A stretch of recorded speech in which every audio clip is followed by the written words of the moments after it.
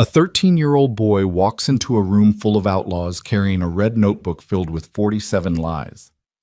Every single one points to his father, the most trusted man in town, the same man whose charity feeds hundreds, the same man whose wife vanished 6 months ago without a trace. Nobody believed the boy.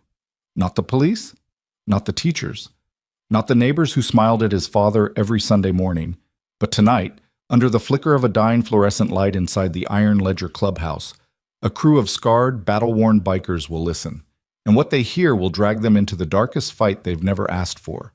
If this story satisfies you, hit that like button, drop a comment telling me where you're watching from, and stay with me until the very end. Because this one doesn't let go. The coffee had gone cold 3 hours ago. Nobody bothered to make a fresh pot. That was the kind of morning it was inside the Iron Ledger clubhouse. The kind where men sat in their own silence, like it was a second skin, where the overhead lights buzzed at a frequency that matched the low-grade headache behind Cooper Daines's left eye, and where the smell of old motor oil and stale tobacco had soaked so deep into the walls that no amount of ventilation would ever pull it out. A Tuesday in late November. Gray sky pressing down on the roof like a hand trying to smother the building. Wind rattling the chain-link fence out back.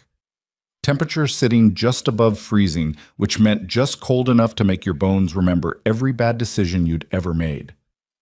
Cooper sat at the long table near the back wall, both hands wrapped around a ceramic mug that had a crack running from the rim to the handle. 46 years old, 6'2", shoulders built for labor that never ended. His knuckles were scarred from 20 years of work that had nothing to do with wrenches, and his left knee clicked when he stood up too fast. A souvenir from a roadside accident outside Barstow that he never talked about and nobody ever asked about.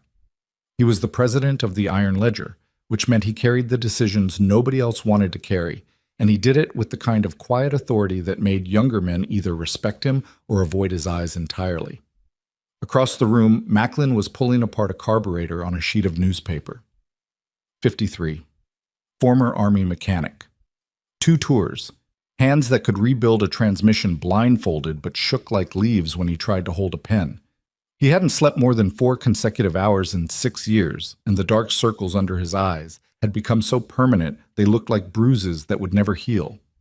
He didn't talk about why. The club didn't ask. Near the window, Dex sat on a metal folding chair with his boots crossed on the sill, reading a water-stained paperback with the cover torn off. 38. Lean. A scar running from his right ear to his jaw that he told different stories about depending on who was asking. He was the club's sergeant-at-arms, which meant when something needed doing that nobody wanted to do, Dex did it, and he did it without asking questions that would make the answers harder to live with. 3 other members drifted through the space. Roach near the jukebox, Brennan in the kitchen doorway, Harlan leaning against his bike near the garage entrance. But the clubhouse felt emptier than 6 men should have made it. That was the thing about the Iron Ledger. They filled a room the way smoke fills a room. Present everywhere, touching nothing, disappearing the moment you opened a door. The front entrance was a heavy steel thing that scraped the concrete floor every time it moved.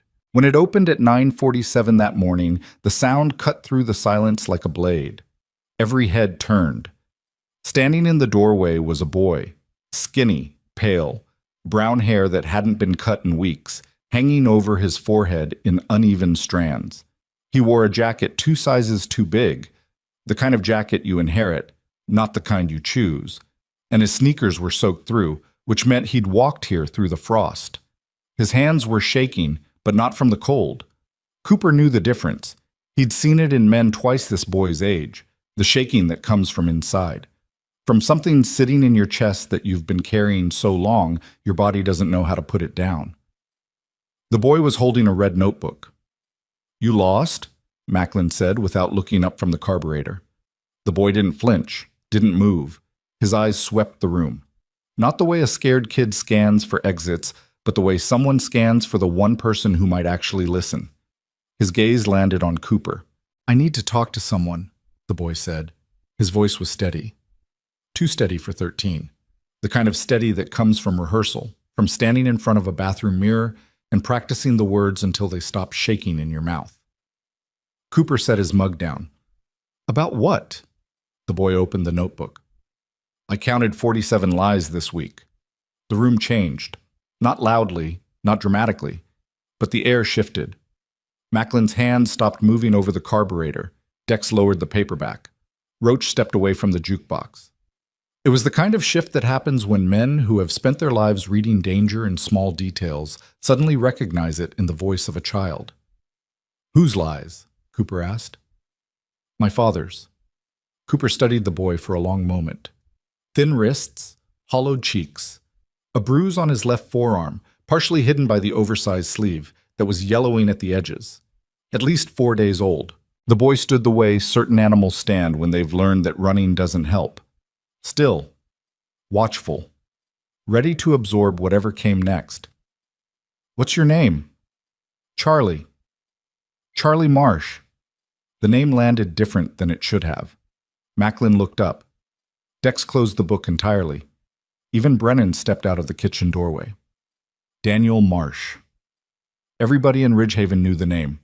Founder of the Valley Bridge Foundation. The man who organized winter coat drives, food bank expansions, disaster relief fundraisers. His face was on the side of buses. His handshake was in every newspaper photo. He sat on the city council's advisory board. He spoke at school assemblies about community and responsibility and giving back. When the floods hit 2 years ago, Daniel Marsh's foundation was the first to deliver supplies. When the elementary school needed a new roof, Daniel Marsh's charity wrote the check. He was, by every visible measure, the best man in Ridgehaven, and his 13-year-old son had just walked into an outlaw motorcycle clubhouse to say that everything about him was a lie. Cooper pulled out a chair, not gently, not dramatically, just pulled it out and pushed it toward the boy with his boot. "Sit down." Charlie sat. He placed the red notebook on the table and opened it to the first page. The handwriting was small, precise, and angry. The kind of handwriting that belongs to someone who knows nobody will read it, but writes everything down anyway because the act of recording is the only control they have left. "6 months ago, my mother disappeared," Charlie said. "Her name is Miranda. My father told everyone she went overseas for volunteer work. The Valley Bridge Foundation posted about it on their website. There was a farewell dinner. People gave speeches." He paused. "She never packed a suitcase. Her passport is still in the desk drawer in my father's office." I checked. The room was silent. I started writing things down after she left. Times, dates, license plates, the trucks that come to the foundation warehouse after midnight, the phone calls my father takes in the garage with the door locked, the money. Charlie turned a page. 3 separate bank accounts that don't match the foundation's public records, wire transfers to companies that don't exist, cargo manifests for shipments that never arrive at the locations listed. Cooper leaned forward. "How do you know the companies don't exist?"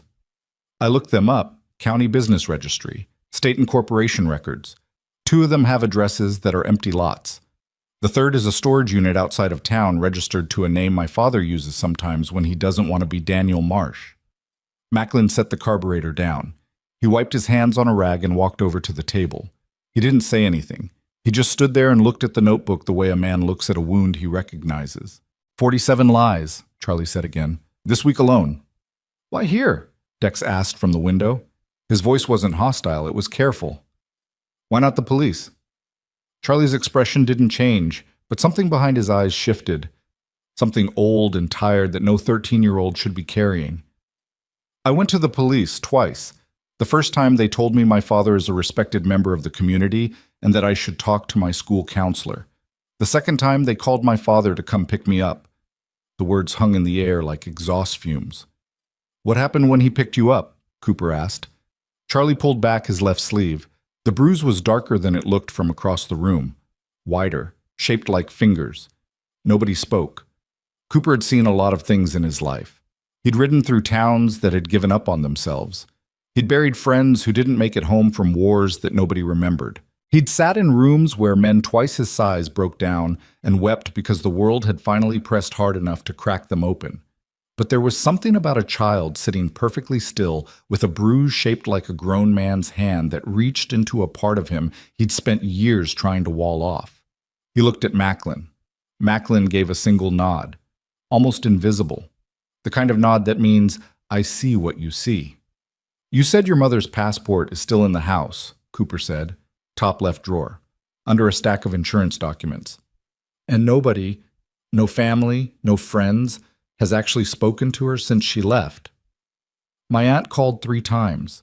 My father answered Miranda's phone each time, told her mom was in a remote area with limited reception. After the 3rd call, my aunt stopped trying. Charlie paused. I tried to call the number myself. It rings, but nobody answers. The voicemail was changed. It used to be her voice. Now it's automated. Cooper pushed back from the table. His chair scraped against the concrete floor. He stood and walked to the window, looking out at the parking lot where a row of motorcycles sat under the gray sky like sleeping animals. Rain was starting, light, cold, the kind that doesn't fall so much as hang in the air, turning everything it touches into something heavier. Macklin, he said without turning around. Yeah. Pull everything you can find on the Valley Bridge Foundation. Tax filings, property records, board of directors, everything. On it. Dex. Here. I need eyes on the warehouse Charlie mentioned. Night rotation. Don't engage, don't approach, just watch and record. Dex was already pulling on his jacket. Cooper turned back to Charlie. The boy hadn't moved.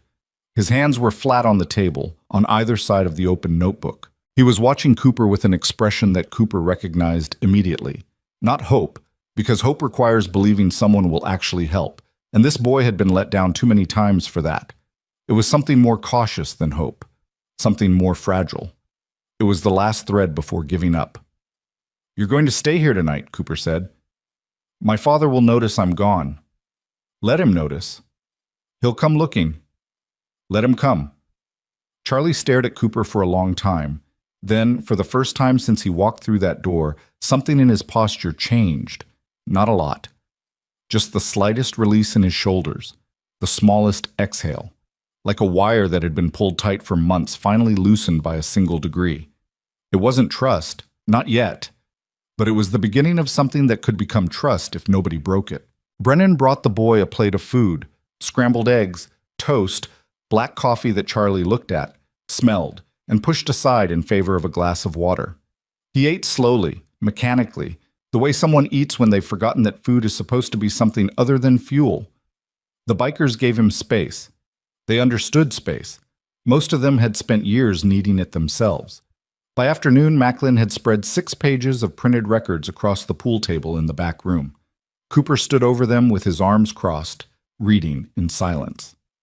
The Valley Bridge Foundation had raised $4.2 million in the past 18 months.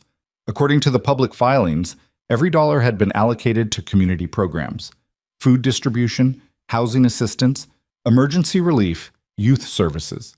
The numbers looked clean, the reports looked professional, the audits looked thorough.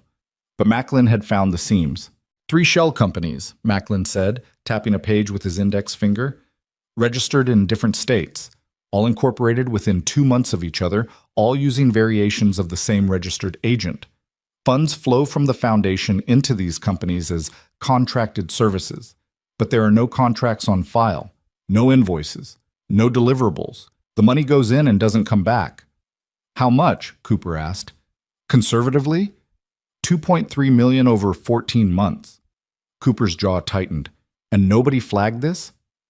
The foundation's auditor is a firm called Greystone Financial. Small outfit, 2 partners. One of them sits on the Valley Bridge Advisory Board. Macklin paused. So no, nobody flagged it.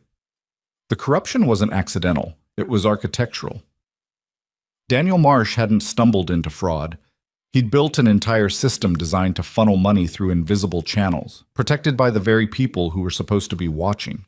The charity was the mask, the community trust was the shield, and anyone who got too close to the truth got handled. Quietly, efficiently, completely. Like Miranda. Cooper looked at the records for a long time.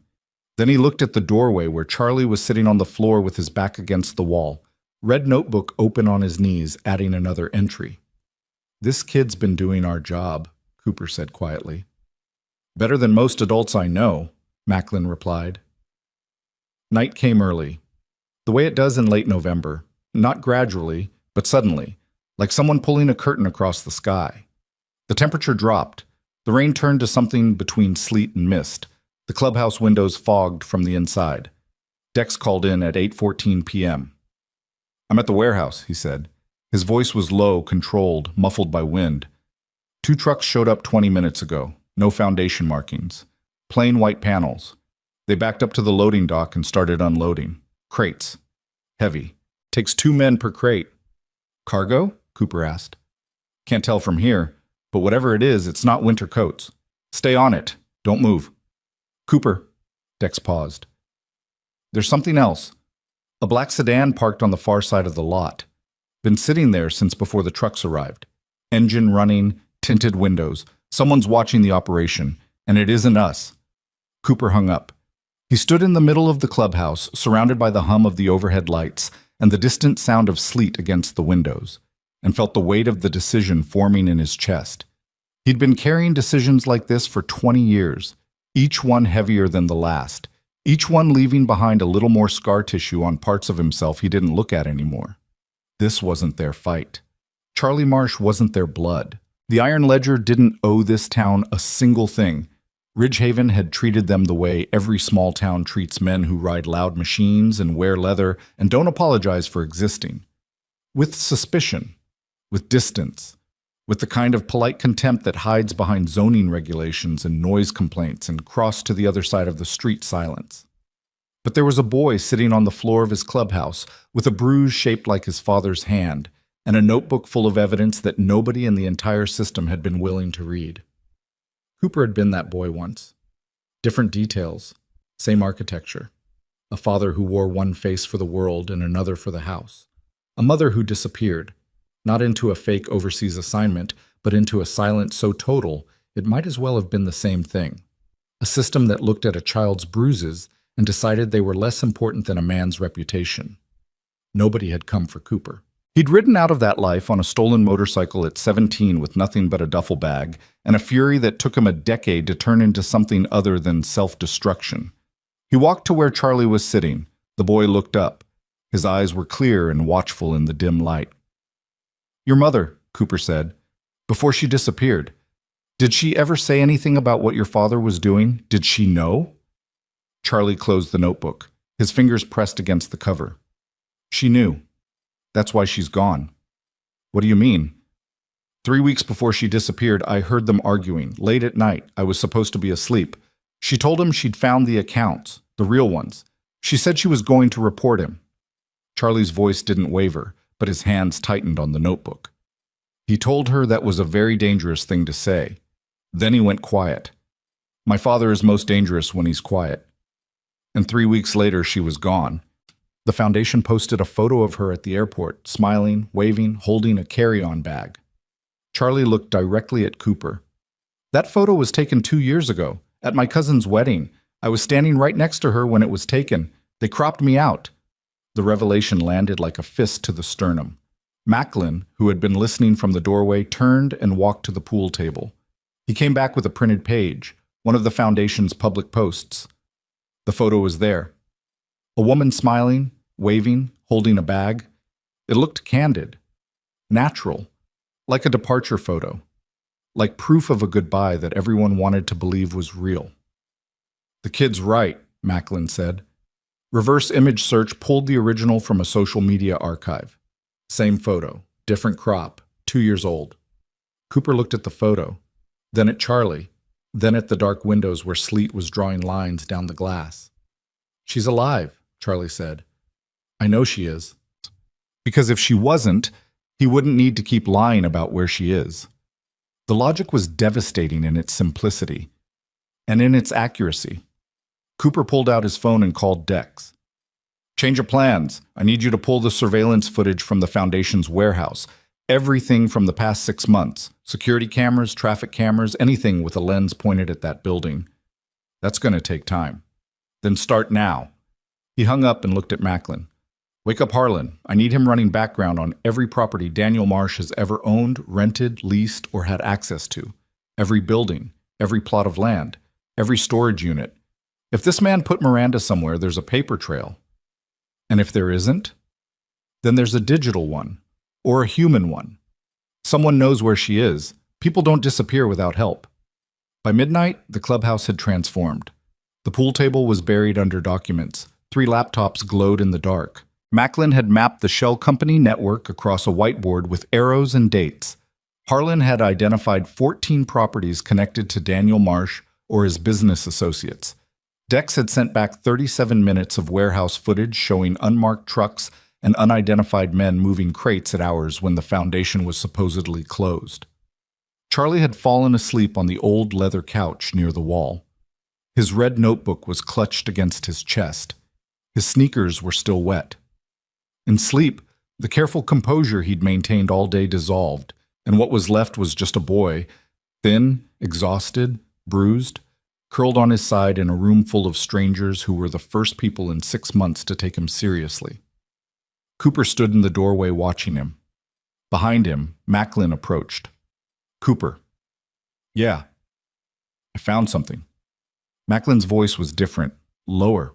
The tone he used when the news was bad enough that he needed to prepare the listener before delivering it. One of the properties on Marsh's network is a place called Pine Ridge Wellness Retreat, private facility. Registered as a mental health treatment center. No public reviews, no listed patients, no staff directory. Completely off the grid. Where? 40 miles north, deep in the national forest. Single access road. The property records show it was purchased 18 months ago by one of the shell companies. The deed transfer was handled by the same attorney who incorporated all 3 shells. Cooper turned to face him. You think Miranda's there?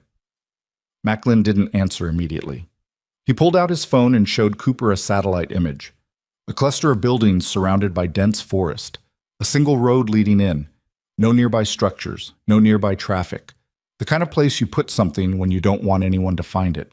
I think if you wanted to make someone disappear without actually making them disappear, Macklin said, this is exactly where you'd put them. Cooper stared at the image. The buildings looked small against the vast dark green of the forest. Isolated. Hidden. Like a secret buried so deep in the earth that only someone willing to dig with their bare hands would ever reach it. He looked back at Charlie sleeping on the couch, a boy who had dug with his bare hands for 6 months. Tomorrow night, Cooper said, we ride. Macklin nodded, then he paused. Cooper, one more thing. What? The black sedan Dex spotted at the warehouse. I ran the plates. Macklin's face was unreadable, but his eyes carried something that Cooper hadn't seen in them before, a wariness that bordered on fear. It's registered to the Ridgehaven County Sheriff's Department. The air in the room went cold. Not the cold from outside, not the cold from November. The cold that comes when you realize the people who are supposed to protect a town are the same people helping destroy it. Cooper's hand tightened around his phone. The screen lit his face in pale blue. Behind him, Charlie slept. In front of him, the satellite image glowed with the coordinates of a place where a woman might be held captive by the system that was supposed to keep her safe. And somewhere in the dark, in a warm house on a well-lit street, behind a door that the whole town trusted, Daniel Marsh was sitting perfectly still, wondering why his son hadn't come home. Cooper didn't sleep. He sat in the chair by the front window with his boots flat on the concrete floor, watching the parking lot through fogged glass while the rest of the clubhouse settled into the uneasy quiet that passes for peace among men who've forgotten what peace actually feels like. The sleet had stopped around 2 in the morning, replaced by a stillness so absolute that every small sound became enormous. The tick of the old wall clock above the bar, the low hum of the refrigerator in the kitchen, the occasional creak of the building adjusting itself against the cold. Charlie was still asleep on the leather couch, curled into a position that made him look smaller than he already was, the red notebook pressed against his chest like a shield. At 4:17 a.m., Cooper's phone vibrated. Dex. I pulled what I could from the traffic cameras on Route 9. 3-month window. Every Tuesday and Thursday night between midnight and 3 a.m., the same 2 unmarked trucks take the same route north. A pause. Wind in the background. The distant sound of a diesel engine idling. 41 miles up, there's a turnoff onto a fire road. No cameras past that point. But guess where that fire road leads? Pine Ridge. Straight to the front gate. Cooper exhaled through his nose. The glass in front of him fogged for a moment, then cleared. Come back. We need to talk. One more thing. Dex's voice dropped. Not in volume, but in register. The way a man's voice drops when he's about to say something he wishes he didn't have to. I drove past Marsh's house on the way back, lights on in the downstairs study. 3 vehicles in the driveway. One of them is a county sheriff's cruiser. Cooper said nothing for a long time. "Cooper, I heard you. Come back." He hung up and stared at the phone in his hand. The screen went dark. His reflection stared back at him. Half a face, cut by shadow, older than he remembered. By 6 a.m., the clubhouse was awake. Not because anyone had slept well, but because the kind of tension that had settled into the building overnight made rest impossible. Brennan made coffee, strong, bitter, the color of engine oil, and set mugs on the long table without asking who wanted one. Everyone took one. That was how mornings worked in the Iron Ledger. You took the coffee. You sat down. You waited for someone to say the thing that needed saying. Cooper said it. "The sheriff's department is involved." The words landed on the table like a dropped wrench, heavy, final, ringing. Roach, 31, youngest full member, a former welder with burn scars crawling up both forearms and a temper that ran hotter than the acetylene torches he used to work with, pushed back from the table. Involved how? A county cruiser was at Marsh's house at 4 in the morning, the same department that sent Charlie home when he tried to report his father. The same department whose vehicle was parked at the warehouse during an off-books cargo transfer. "That could be coincidence," Roach said, but his voice didn't believe its own words.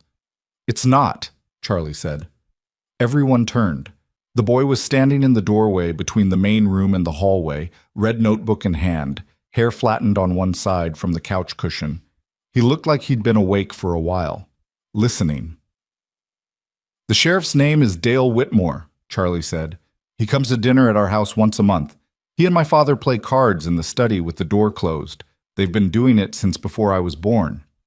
Charlie opened the notebook and flipped to a page near the middle. 7 weeks ago, I heard Sheriff Whitmore on the phone with my father. He said, "The route is clean through the end of the year. Nobody's asking questions." Then he laughed. The silence that followed was the kind that has weight, physical weight, the kind that presses on your chest and makes your breathing shallow. Macklin rubbed his face with both hands. "So we're not just going up against a charity fraud, we're going up against the charity fraud and the law." "We're going up against a system," Cooper said. "Marsh built it, the sheriff protects it, and Miranda found out about it and got buried." "She's not buried," Charlie said sharply. "She's alive." Cooper looked at the boy. "I know, that's what I mean." The room settled into the kind of uncomfortable equilibrium that precedes an argument, everyone aware that the next word spoken would determine the direction of everything that followed. Cooper could feel it the way you feel a storm before you see it. The pressure drop, the change in the air. Harlan broke first. "I need to say something." He was standing near the garage entrance, arms crossed, his gray beard catching the overhead light. 58, the oldest member, former Marine. 2 Purple Hearts he kept in a cigar box under his bed and never showed anyone. He'd been with the Iron Ledger since before Cooper took over, since the days when the club was smaller, quieter, and less inclined to involve itself in anything beyond its own survival. "I need to say it out loud so it's on the record." Cooper waited. "This is not our fight." The words hit differently than expected. Not because they were wrong. In a certain light, from a certain angle, they were absolutely right. But because Harlan was the one saying them. Harlan, who had carried wounded men through mortar fire. Harlan, who had once driven 8 hours through a blizzard to pull a club brother out of a situation that should have killed both of them. Harlan, who believed in loyalty the way most people believe in gravity. As something so fundamental it didn't require discussion. "A man's got a right to state his position," Cooper said carefully. "Then here's my position. We're talking about raiding a private facility 40 miles outside of town, in the dark, against a target protected by local law enforcement, based on the notebook of a 13-year-old kid we met yesterday. If this goes wrong, and Cooper, listen to me, because I have buried enough friends to know what wrong looks like. If this goes wrong, the club is done. Not damaged, done. Every one of us ends up in a cell, and the kid ends up back with his father, and nobody wins." "So what's your suggestion?" Dex asked from the window. His voice was neutral, but his eyes weren't. "We hand the kid back? Tell him sorry, we checked. Turns out your dad really is the monster you said he was. But it's not our problem? That's not what I said. That's what you mean. What I mean, Harlan said, his voice hardening, is that there are other ways to handle this. Contact a journalist, leak the documents, send an anonymous tip to the state attorney general's office. Let the system. Macklin's voice cut through like a blade. He was standing at the whiteboard, still holding the marker he'd been using to map the shell companies. His hands were shaking again, the old tremor, the one that never fully went away. And there was something in his face that Cooper recognized immediately. Not anger, something deeper, something that lived in the marrow. The system is the one that gave Charlie a bruise shaped like his father's hand and told him to talk to his school counselor. The system is the one with a sheriff's cruiser parked in Marsh's driveway at 4 a.m. You want to send a tip to the state attorney general? Great. And while we wait 6 months for someone to open an envelope, Miranda stays in a concrete room in the middle of a forest. Harlan's jaw tightened. Mac, don't. Macklin set the marker down. His voice had dropped to the register that made everyone in the room pay attention. The quiet that was worse than shouting. I sat in a room like that once. Not the same room, not the same country, but the same concrete, the same locked door, the same silence that makes you forget what your own name sounds like. His eyes were fixed on a point on the wall that nobody else could see. I know what happens to people who stay in those rooms while the system takes its time. Nobody spoke. Cooper watched Macklin's face and understood, with the clarity that comes from years of proximity to someone's damage, that this conversation had stopped being about strategy and become about something else entirely. Every man in this room carried a version of the same wound, a door that should have opened and didn't, a person who should have come and never did, a system that measured their suffering against its own convenience and decided they could wait. Charlie was standing very still in the doorway watching. His eyes moved between the men, reading them, measuring them, recording them, with the same precision he applied to his notebook. I'll go alone if I have to, the boy said. Every head turned. I've been doing this alone for 6 months. I can keep doing it. His voice was flat, not brave, not defiant, just the voice of someone who has accepted the absence of help as a permanent condition and adjusted accordingly. I'm not asking you to save me. I came here because I thought you might listen. You did. That's already more than anyone else. He turned and walked back toward the couch. Cooper's chest felt like someone had reached inside it and squeezed. He looked at Harlan. Harlan looked at the floor, then at the ceiling, then at the doorway where Charlie had disappeared. I didn't say I wouldn't go, Harlan said quietly. I said it's not our fight. Sometimes those are the ones that matter, Cooper replied. Harlan met his eyes. Something passed between them. Not agreement exactly, but something older and heavier. The recognition that they were both right and that being right wasn't going to protect anyone. Tomorrow night, Harlan said, but we do it smart, and we have an exit plan. We'll have an exit plan, a real one, not a figure it out when we get there plan. A real one. Harlan unfolded his arms, picked up his coffee, and drank it in one long pull.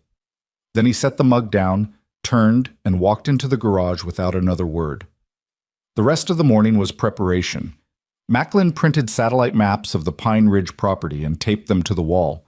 4 buildings arranged in a loose rectangle around a central courtyard, a single paved road leading in from the south, dense forest on all sides, no secondary access, no visible security cameras on the exterior, which meant either the security was internal or sophisticated enough to be invisible. Dex cleaned and inspected 4 sets of night vision optics he kept in a locked case under his workbench.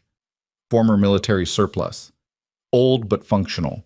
He laid them out on a table with the same careful attention a surgeon gives to instruments before an operation.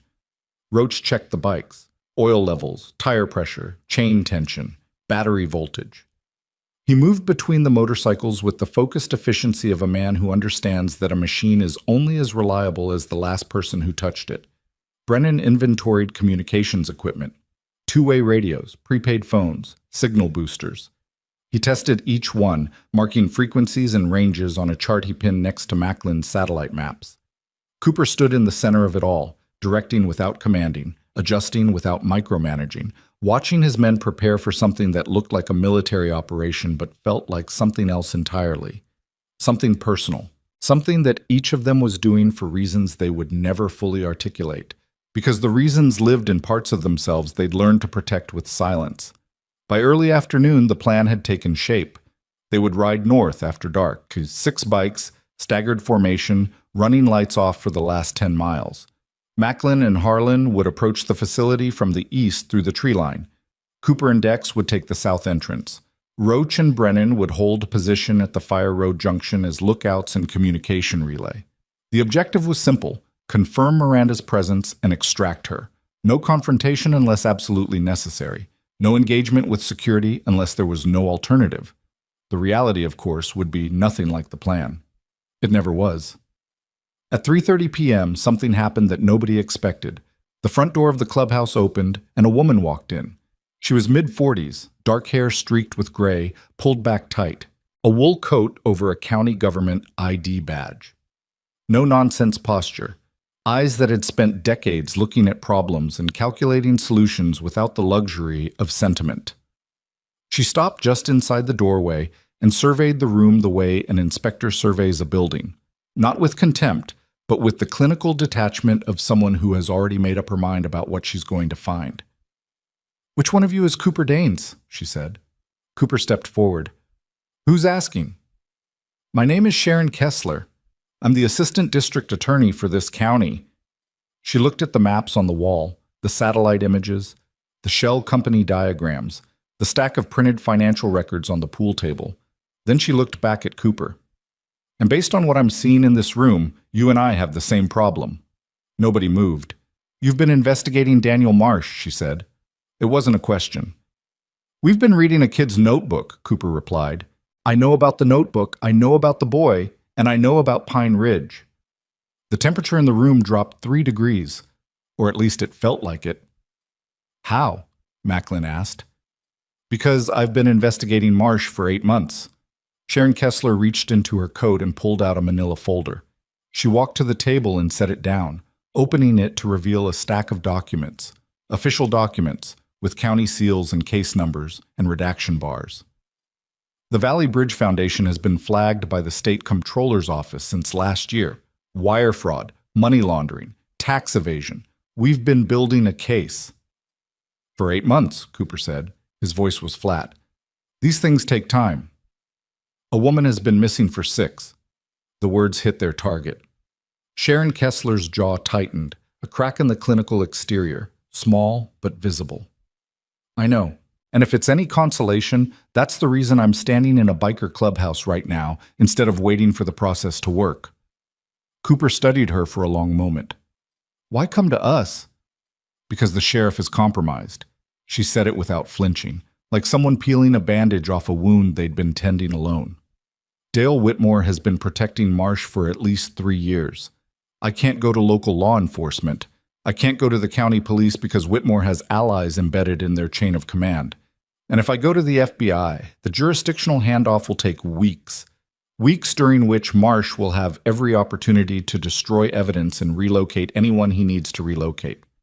"Including Miranda," Macklin said. "Including Miranda." She paused. "I need someone who can get to Pine Ridge tonight. Someone outside the system. Someone Marsh isn't watching." "You're the assistant DA," Dex said from the window, "and you're asking a motorcycle club to do your job for you."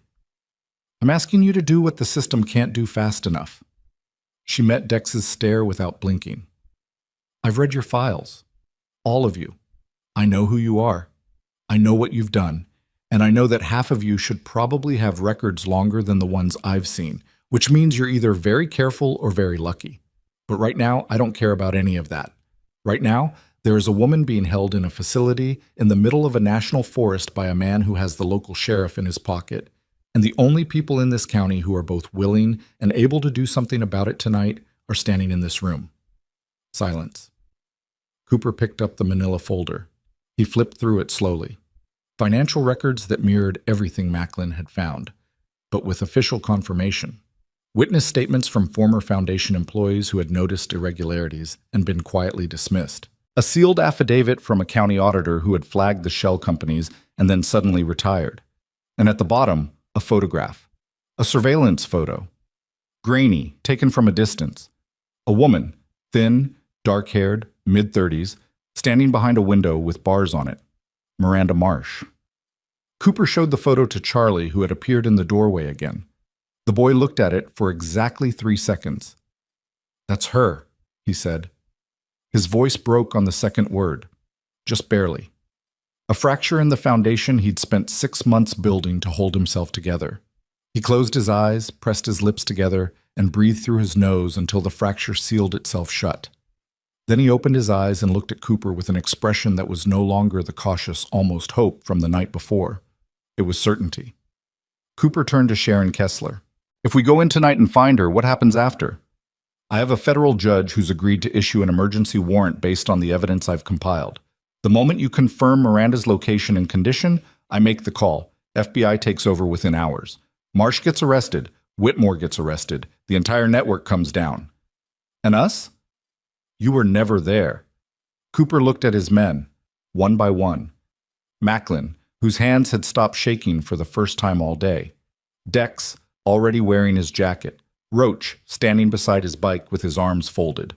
Brennan, checking radio frequencies with the concentration of a man who has decided that, whatever comes next, he's going to be ready for it. Harlan, leaning in the garage doorway with his coffee mug empty and his expression unreadable but present. Fully, irreversibly present. "Tonight," Cooper said, "we ride at sundown." The preparation shifted from careful to urgent. Macklin updated the approach routes based on information from Kessler's files.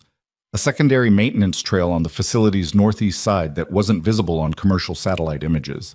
Dex redistributed the night vision sets and added a pair of bolt cutters and a signal jammer to his kit. Harlan pulled Cooper aside in the garage and said 4 words. "I still think this is dangerous. I know. But I'm going. I know." That was all.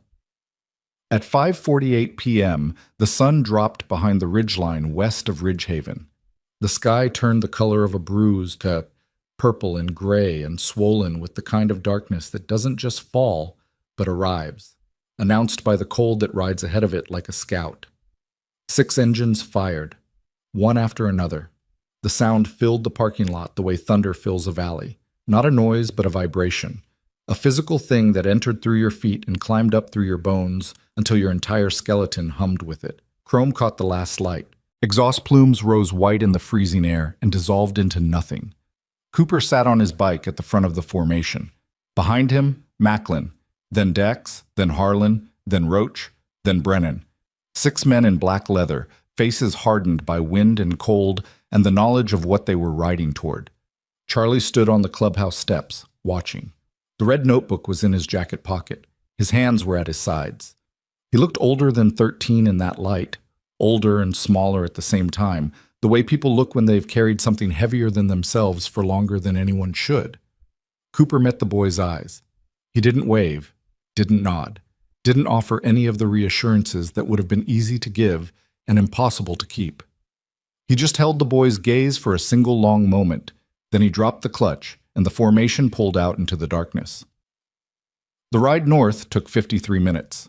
They stayed off the main highway, taking back roads that wound through farmland and forest, in long, sweeping curves that the headlights carved out of the night like tunnels. Nobody spoke. The radios stayed silent. The only sound was the synchronized growl of 6 engines cutting through air that was cold enough to make your eyes water beneath your goggles. At mile 38, Cooper signaled, lights off. The formation went dark. They rode the last 15 miles by moonlight and memory, the road beneath them visible only as a slightly lighter shade of black against the black forest on either side. The temperature had dropped below freezing.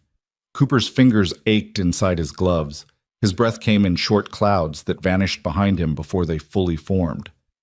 The fire road turnoff appeared at 6:41 p.m., unmarked, narrow, barely wide enough for a single vehicle.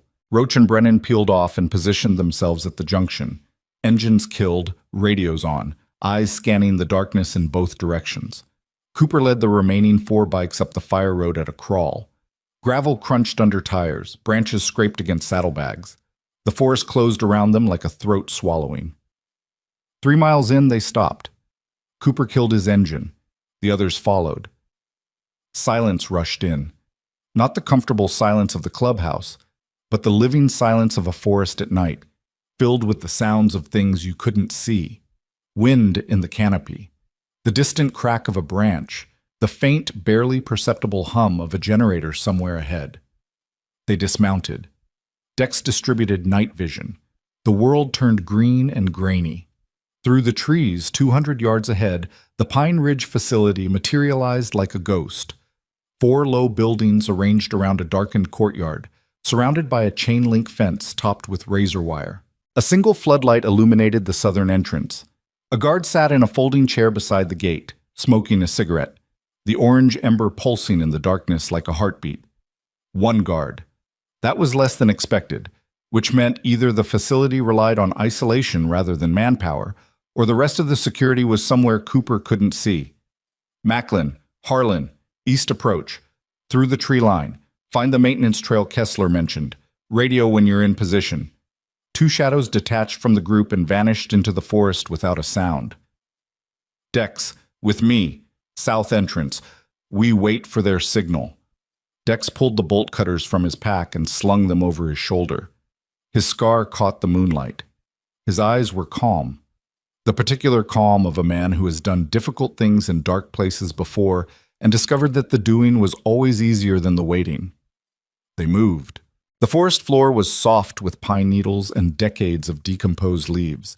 Each step was deliberately placed, heel, then toe, weight rolling forward, avoiding branches, avoiding roots, avoiding anything that would send sound across the 200 yards of darkness between them and the fence. At 100 yards, Cooper stopped. Something was wrong. He couldn't identify it immediately.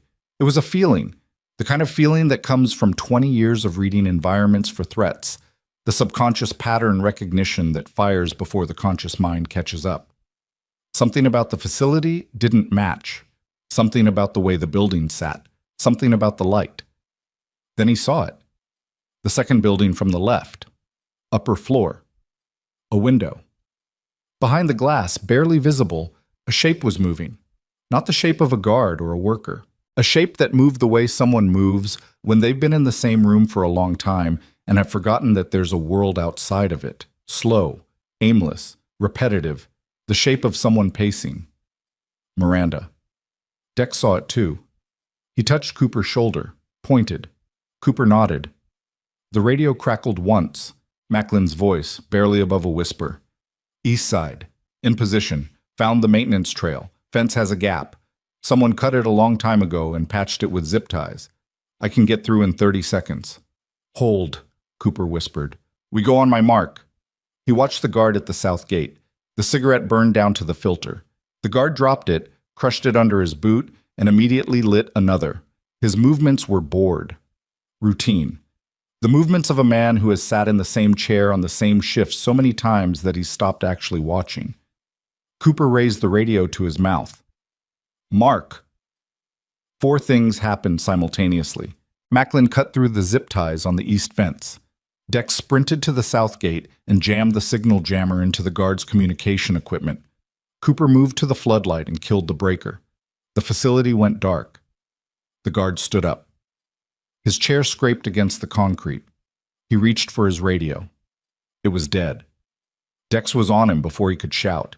Not violently, not brutally, but with the controlled, precise efficiency of a man who knows exactly how to restrain someone without causing permanent damage. Zip ties on the wrists, a gag fashioned from the guard's own bandana. The man's eyes were wide, but Dex leaned close and said something so quietly that even Cooper couldn't hear it. Whatever it was, the guard stopped struggling. They were inside the fence. The courtyard was dark. The generator hummed from somewhere behind the third building. The air smelled like diesel and damp concrete, and something else, something institutional. The smell of a place designed not for living, but for containing. Macklin and Harlan emerged from the east side, moving like shadows. Harlan carried a crowbar. Macklin carried nothing but his hands, which had stopped shaking entirely. Second building, upper floor, Cooper whispered. Miranda's up there. They moved to the entrance. The door was locked. Industrial-grade steel frame, electronic keypad. The signal jammer had killed the electronic lock's connection to whatever network controlled it, but the physical deadbolt was still engaged. Harlan stepped forward with the crowbar. One precise application of leverage and the bolt sheared. The door swung inward. The hallway inside was dark and smelled of bleach. Fluorescent fixtures hung dead from the ceiling. The floor was linoleum, cracked and peeling. The walls were painted the kind of off-white that institutions use because it's cheap, not because it's comforting. Doors lined both sides, each one closed, each one fitted with a deadbolt and a viewing slot at eye level. Cooper's stomach tightened. This wasn't a wellness retreat. This was a holding facility, a place built to keep people locked in rooms and forgotten about. They climbed the stairs. Second floor. The hallway was identical. Same smell, same deadlights, same doors. Cooper moved to the third door on the left, the one positioned where he'd seen the shape pacing behind the window. He slid the viewing slot open. Inside, lit by moonlight falling through barred windows, a woman sat on the edge of a narrow bed. She was thin, thinner than the surveillance photo, thinner than anyone should be after 6 months. Her dark hair hung limp around a face that was pale and angular, the bones visible beneath the skin in a way that spoke of meals missed and sleep lost, and the slow erosion of a body that has been surviving instead of living. Her hands were folded in her lap. Her eyes were open, staring at the wall. She wasn't pacing anymore. She was sitting perfectly still, the way someone sits when they've stopped expecting the door to open. Cooper's throat tightened. Behind him, Macklin made a small sound, barely audible, barely human. The sound a man makes when a memory he's spent years burying claws its way back to the surface. Cooper broke the deadbolt.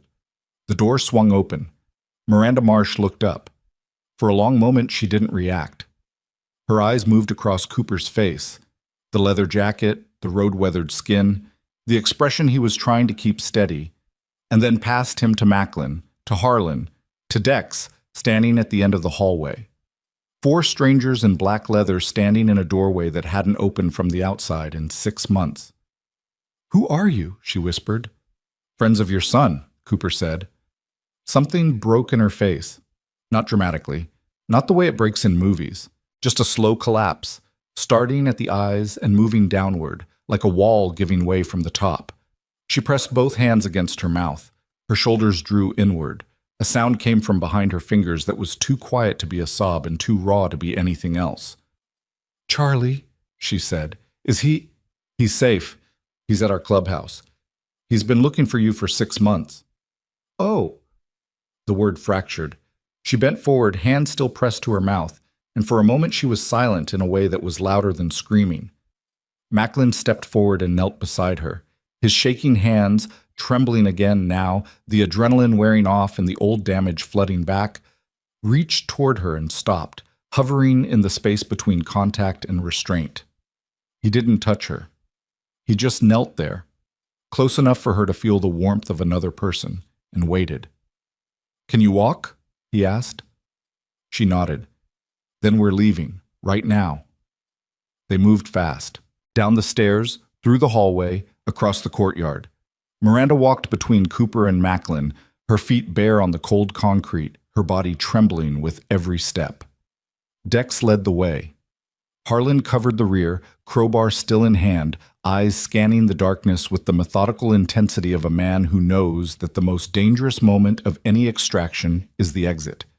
They cleared the fence. They reached the tree line. They were 50 yards into the forest when Cooper's phone buzzed. He pulled it out. Unknown number. He answered.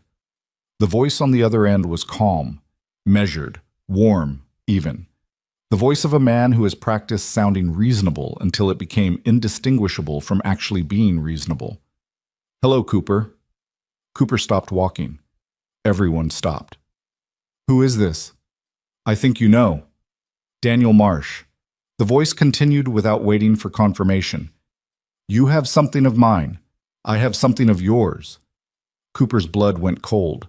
"I stopped by your clubhouse about 20 minutes ago. Lovely place, very rustic. That leather couch in the main room? Comfortable. Your friend Brennan thought so too before he took a nap." A pause. Deliberately timed. Deliberately long. But the boy, Charlie, he was already awake, packed his little notebook and everything, almost like he was expecting someone. Cooper's hand tightened around the phone until his knuckles turned white. Beside him, Miranda had gone rigid. Her eyes were wide, her mouth was open. She recognized the voice. "Here's what's going to happen," Daniel said. His tone hadn't changed, still calm, still warm. The voice of a man who chaired fundraisers and shook hands with mayors. "You're going to bring Miranda back to Pine Ridge. You're going to leave her there. And you're going to go back to your little club and forget any of this ever happened. If you do that, I'll drop Charlie off at the county line in the morning, unharmed. And if I don't?" A long silence. Then a sound in the background. Small, distant, but unmistakable. A boy's voice. Muffled. Trying not to cry. "Then this conversation becomes the last time you hear his voice," Daniel said. The line went dead. Cooper stood in the frozen forest with the phone pressed against his ear, listening to nothing. Miranda had collapsed against Macklin's shoulder, shaking. Harlan had both hands on the crowbar, gripping it so hard the tendons in his forearms stood out like cables. Dex was staring at Cooper with an expression that said everything without words, that said they had walked into a trap that had been set before they'd even started walking. Daniel Marsh hadn't panicked. He hadn't scrambled. He hadn't reacted. He had anticipated every move, every step, every decision Cooper had made since Charlie walked through the clubhouse door, and now he held the one thing they couldn't afford to lose.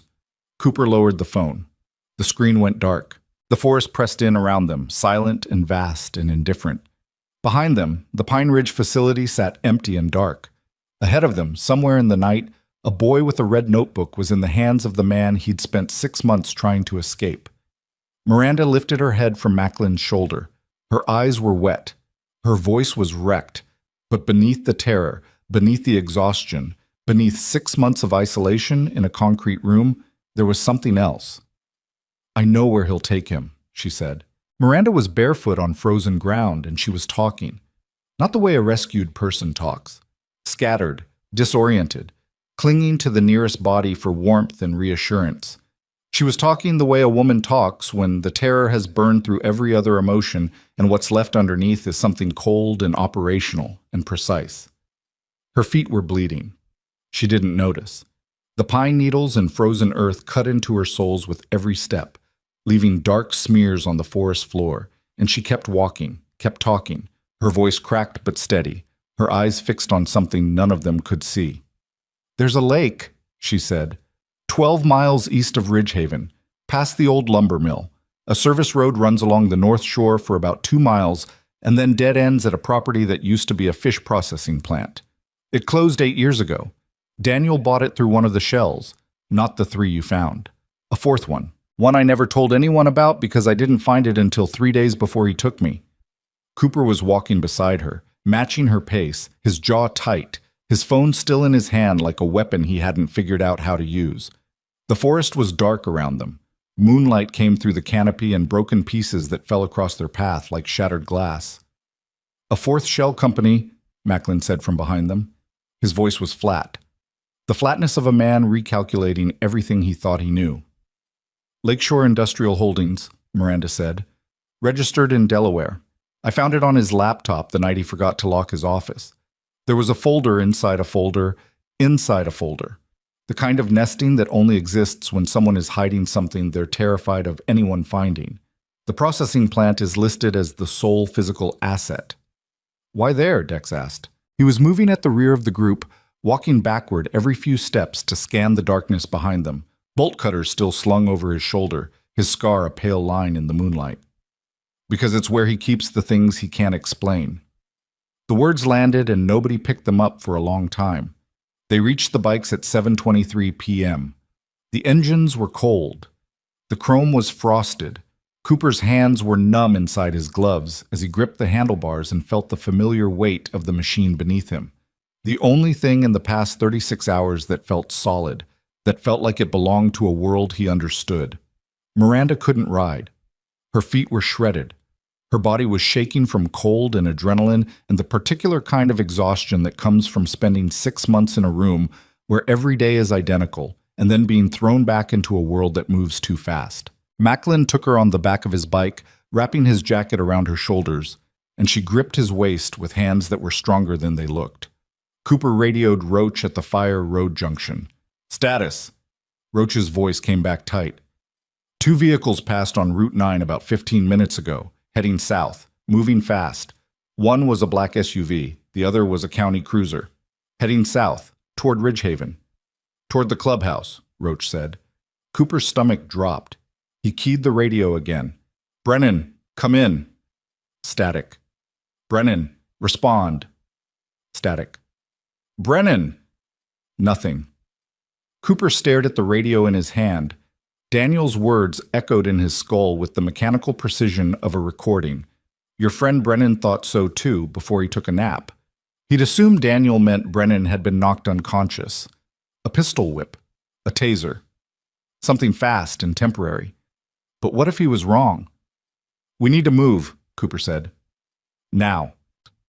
The formation tore down the fire road in the dark, engines screaming against the frozen air, gravel spraying behind them in rooster tails that caught the moonlight and disappeared. At the junction, Roach and his bike folded into the formation without slowing down. 5 bikes. 1 passenger. No headlights. Moving south through back roads at speeds that turned the pine trees on either side into a continuous black wall. Cooper's mind was running 2 parallel tracks. The first was tactical. Distance, time, routes, the layout of the clubhouse, the number of entrances, the location of every window and every blind spot he'd spent years memorizing. The second was something else. Something older. Something that lived in the same place as the memory of his own father's voice, calm and measured, explaining why the bruise on Cooper's arm was his own fault.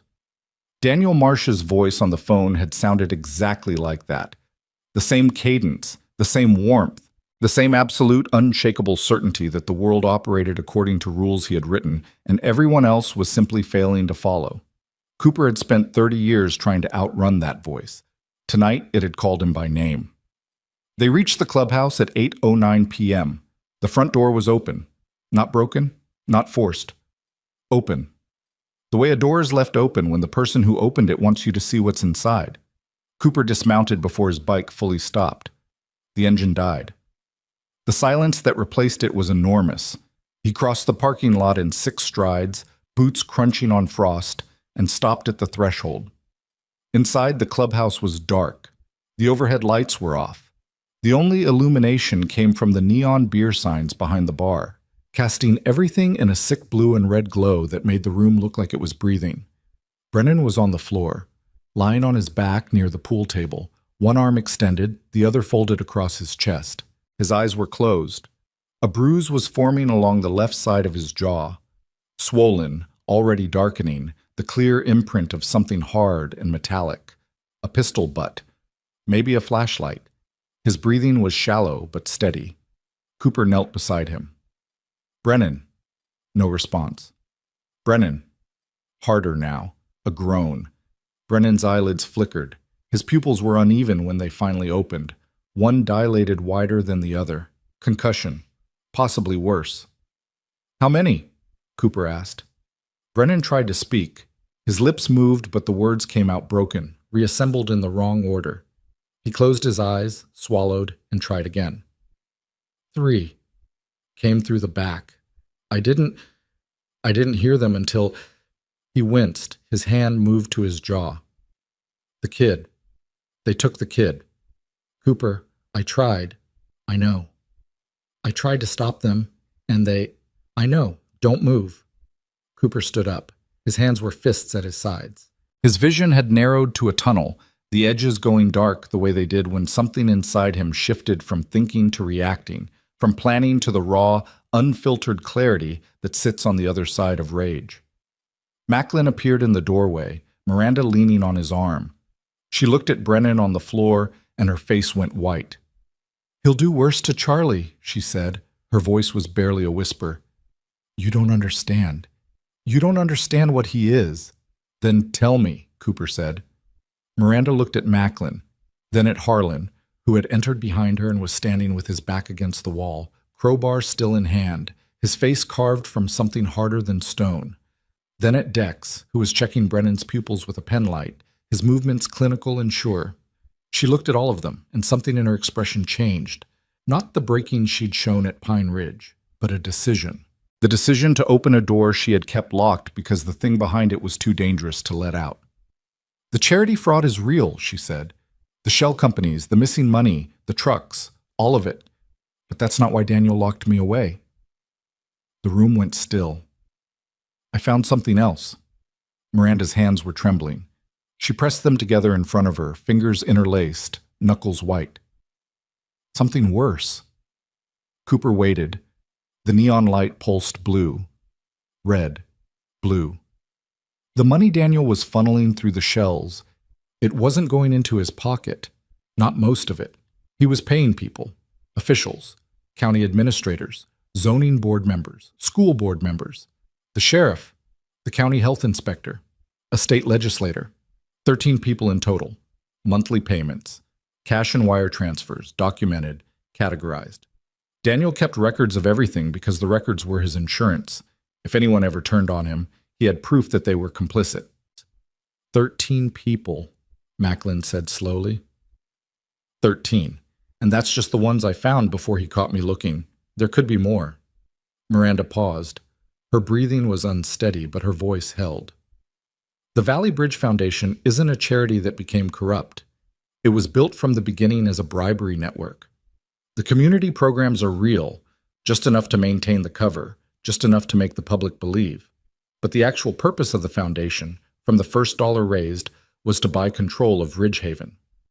The silence that followed was different from any silence Cooper had experienced in this room.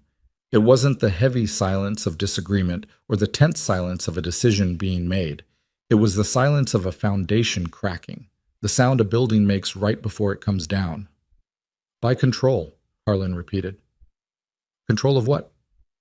Everything. Miranda looked at him. Zoning, permits, inspections, law enforcement, education, healthcare oversight. You think it's a coincidence that every development project in Ridgehaven for the past 5 years has gone through the same 3 contractors? That the county health department hasn't issued a single violation against a marsh-connected business? That the school district awarded its transportation contract to a company that doesn't exist outside of a P.O. box? She was shaking harder now.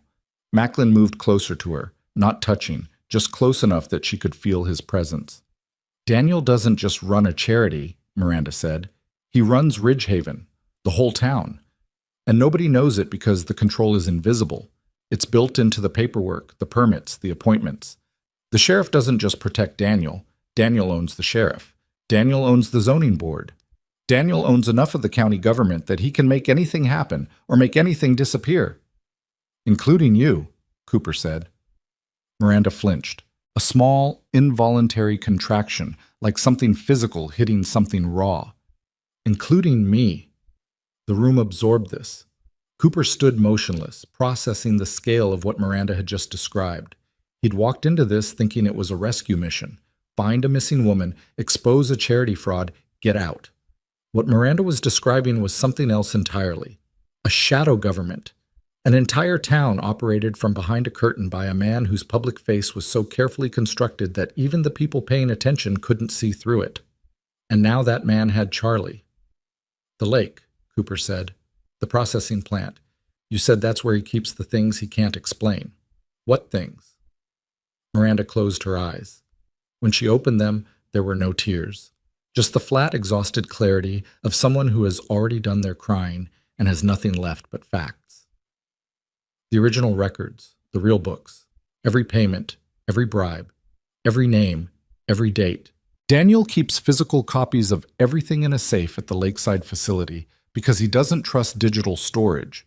He's seen too many people get caught by hard drives and cloud accounts. The paper trail is his leverage, his guarantee. As long as he controls those records, nobody in his network can turn on him without destroying themselves. And that's where he'll take Charlie, Cooper said. Yes. Why? Miranda's face contorted. Because Charlie is the only person alive who has independently documented enough of the operation to corroborate what's in those records. The notebook. 47 lies, with dates and details and license plates and names. If Charlie's notebook ever reaches an investigator who also has access to Daniel's records, the entire network is exposed.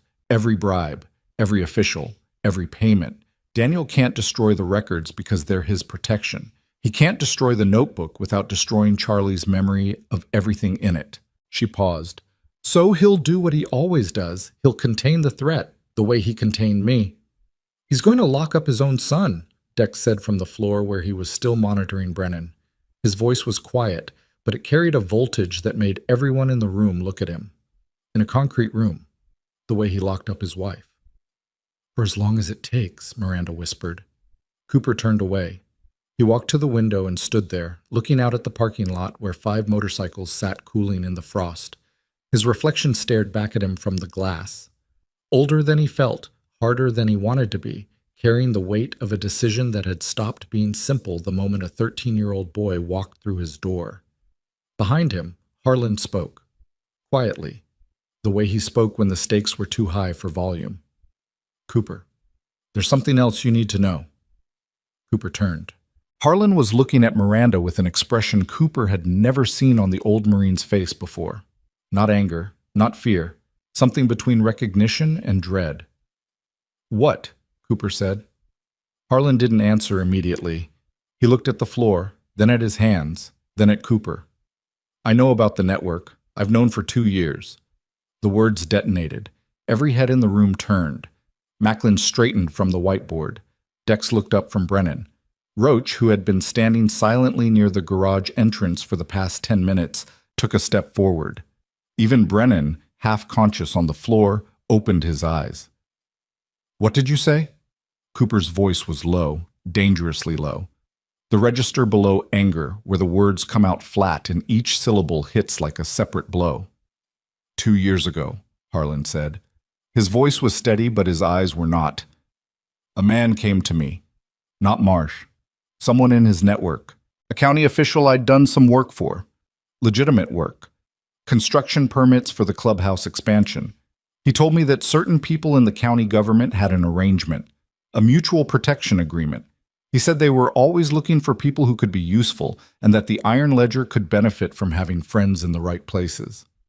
And you said yes? The question came from Macklin, and it came out like breaking glass.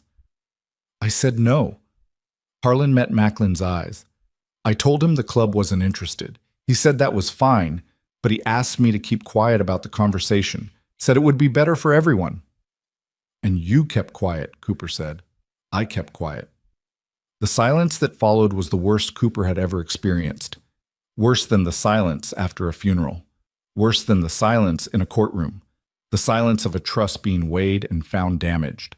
Not shattered.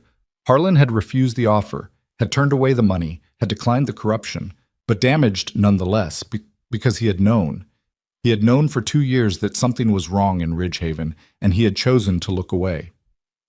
You knew, Cooper said. You knew someone was running a bribery network in this town. And when a 13-year-old kid walked through our door yesterday with a notebook full of evidence, you stood right there. He pointed to the garage doorway and told me this was not our fight. Harlan's face didn't change, but something behind it shifted, something structural, like a beam giving way deep inside a wall. I wasn't trying to protect Marsh. I was trying to protect the club. From what? From exactly this. Harlan gestured at the room.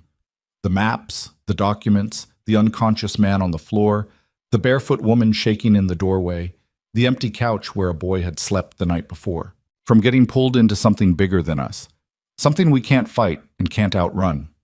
Cooper, I've been in wars, real ones, with uniforms and ranks and rules of engagement. This isn't a war, this is a system. And you don't beat a system by riding into the dark with bolt cutters and crowbars. Apparently you don't beat it by keeping quiet either, Dex said. The words landed like a slap. Harlan absorbed them. His jaw worked.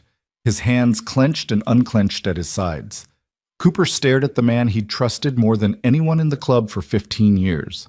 The man who had taught him how to read a room. How to lead without shouting.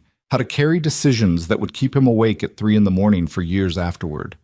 The man who had stood beside him at funerals, at hospital bedsides, at the edges of cliffs both literal and metaphorical, and had always been the steady hand in the dark. And for 2 years, that hand had been holding a secret. Who else knows? Cooper asked. Nobody. I never told anyone. Who was the official? Harlan hesitated, just for a second. But Cooper saw it. The flicker of calculation behind the eyes, the split-second debate between full disclosure and self-preservation that happens so fast most people don't even know they're doing it. Tom Avery, County Public Works Director. Miranda made a sound. Small. Involuntary. Cooper looked at her. Her face had gone gray. Tom Avery is number 6 on Daniel's list, she said. He handles the construction permits for every project that uses foundation money. He's been receiving payments since the beginning. Cooper looked at Harlan. Harlan looked at the floor. The room was very quiet for a long time. Then Cooper did something that surprised everyone, including himself. He walked to Harlan, stood directly in front of him, and spoke at a volume that only the two of them could hear. You're going to ride with me tonight. You're going to help me get that boy back. And when this is over, you and I are going to have a conversation about what the word brother means. But right now, I need your head in this. Can I have it? Harlan looked up. His eyes were wet. Not crying. Harlan didn't cry, hadn't cried since a village in a country he never named, but wet with something that was close enough to matter. You have it, he said. Then let's move. Cooper turned to the room. The neon light pulsed. Blue, red, blue. The shadows it threw across the walls made everything look like it was underwater. Distorted, unstable, shifting. Macklin, I need you to call Sharon Kessler. Tell her everything Miranda just told us. The 4th Shell Company, the bribery network, the 13 names. She wanted evidence? She's about to get more than she bargained for. Tell her to have the federal warrant ready and the FBI on standby. What about Brennan? Roach stays with Brennan. Nobody leaves this clubhouse until they hear from me. Roach nodded. He moved to Brennan's side and knelt, placing one hand on the injured man's shoulder. Miranda. Cooper turned to her. She was standing straighter now, despite the bleeding feet, despite the trembling, despite everything. Something had changed in her since she'd started talking. The telling had given her something back. Not strength exactly, but structure. A spine rebuilt from the truth she'd been carrying alone for too long. I need you to tell me exactly how to get to the processing plant. Every turn, every landmark, every detail. I can do better than that, she said. I can take you there. No. Cooper, you've been locked in a room for 6 months. Your feet are bleeding. You can barely stand. He has my son. The 4 words cut through every argument Cooper could have made. Not because they were loud. They weren't. Miranda said them at barely above a whisper.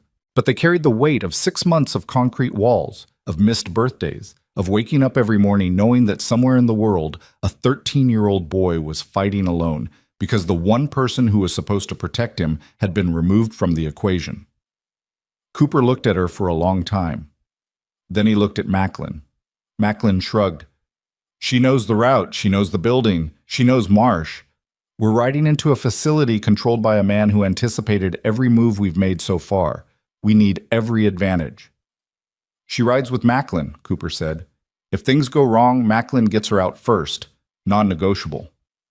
Miranda nodded. Macklin nodded. Cooper looked at his watch. 8:47 p.m. Daniel had called at 7:19 p.m. An hour and 28 minutes. If Daniel was heading to the Lakeside facility with Charlie, and if the facility was 12 miles east of Ridgehaven, he'd been there for at least 45 minutes already. 45 minutes in a building with a safe full of incriminating records and a boy whose testimony could bring down an empire. Every minute they stood here was a minute Daniel had to solidify his control. Dex, Harlan, with me. Cooper pulled his jacket tight and walked toward the door. We ride in 3. Outside, the night had turned brutal. The temperature had plummeted past freezing into something that felt personal. A cold that found every gap in your clothing, every patch of exposed skin, every vulnerable point on your body, and pressed into it with a patience that felt deliberate. The sky was clear for the first time in days, and the stars were out, but they gave no warmth, just light. The distant, indifferent light of things that existed too far away to care about what happened beneath them. 4 engines fired. The sound split the night apart. Exhaust clouds rose thick and white in the freezing air, curling around chrome and leather before dissolving into darkness. Cooper led the formation east out of the parking lot, past the shuttered storefronts and dark windows of downtown Ridgehaven, past the gas station where a single fluorescent light turned the pavement a sickly green, past the elementary school where Daniel Marsh's name was engraved on a brass plaque by the front entrance. Miranda rode behind Macklin with her arms locked around his waist and her cheek pressed against his back. Her bare feet hung on either side of the bike, purple with cold, streaked with dried blood. She didn't make a sound. They cleared the town limits in 4 minutes. The road opened up, long and straight, bordered by empty farmland on both sides. The kind of road that feels like it goes on forever because there's nothing on either side to mark your progress. The headlights cut white tunnels through the darkness. The wind screamed past at 60 miles an hour, pulling tears from the corners of Cooper's eyes and turning his face into a mask of numbness. At mile 8, Miranda's hand tapped Macklin's shoulder. Once. Twice. Macklin slowed. The formation slowed behind him. She pointed left. A road. Unmarked. Cracked asphalt. Leading into a stretch of forest that bordered the lake, Cooper could just barely see. A flat, dark expanse that reflected nothing, absorbing moonlight like a hole cut in the world. They turned. The road wound through the trees for 2 miles. No streetlights, no signs. No indication that anyone had driven this road in years, except for one thing. Fresh tire tracks in the frost-covered asphalt. 2 sets, one wider than the other. A sedan and something larger. An SUV. Cooper's grip tightened on the handlebars. The processing plant appeared a quarter-mile later, rising from the tree line like something that had been trying to hide and failed. A long, low building, corrugated metal walls streaked with rust, loading docks on the south side, a parking area covered in cracked concrete and dead weeds. A chain-link fence surrounded the property, but the gate was open. 2 vehicles were parked inside the fence, a black sedan, a black SUV, and standing between them, illuminated by the SUV's headlights, a man in a dark overcoat talking on a phone. Not Daniel Marsh, Sheriff Dale Whitmore. Cooper killed his engine 200 yards from the fence. The others followed. In the sudden silence, they could hear Whitmore's voice, distant, distorted by cold air, but audible in fragments. Inside with the boy. He wants another 20 minutes. I told him, doesn't matter what she said, nobody's going to... Handled. The club doesn't have the resources to... Cooper dismounted. Dex appeared beside him, silent as a shadow. Harlan materialized on the other side, crowbar in hand. 2 vehicles, Dex whispered. Whitmore plus at least 2 more inside with Marsh, maybe 3. Armed? Cooper asked. Whitmore's got his service weapon. Beyond that, I can't tell from here. Cooper looked at this building. Through a single lit window on the ground floor, he could see movement, shapes, silhouettes against industrial fluorescent light. One shape was smaller than the others.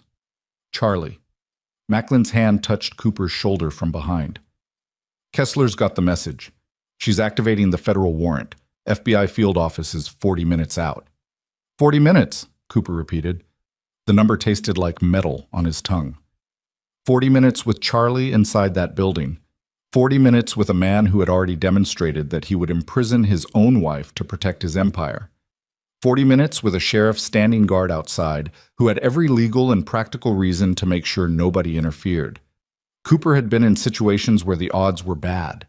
He'd ridden into towns where the welcome was a loaded gun and the exit was a prayer. He'd stood in rooms where every face was hostile and the only way out was through. But this was different. This wasn't hostile territory.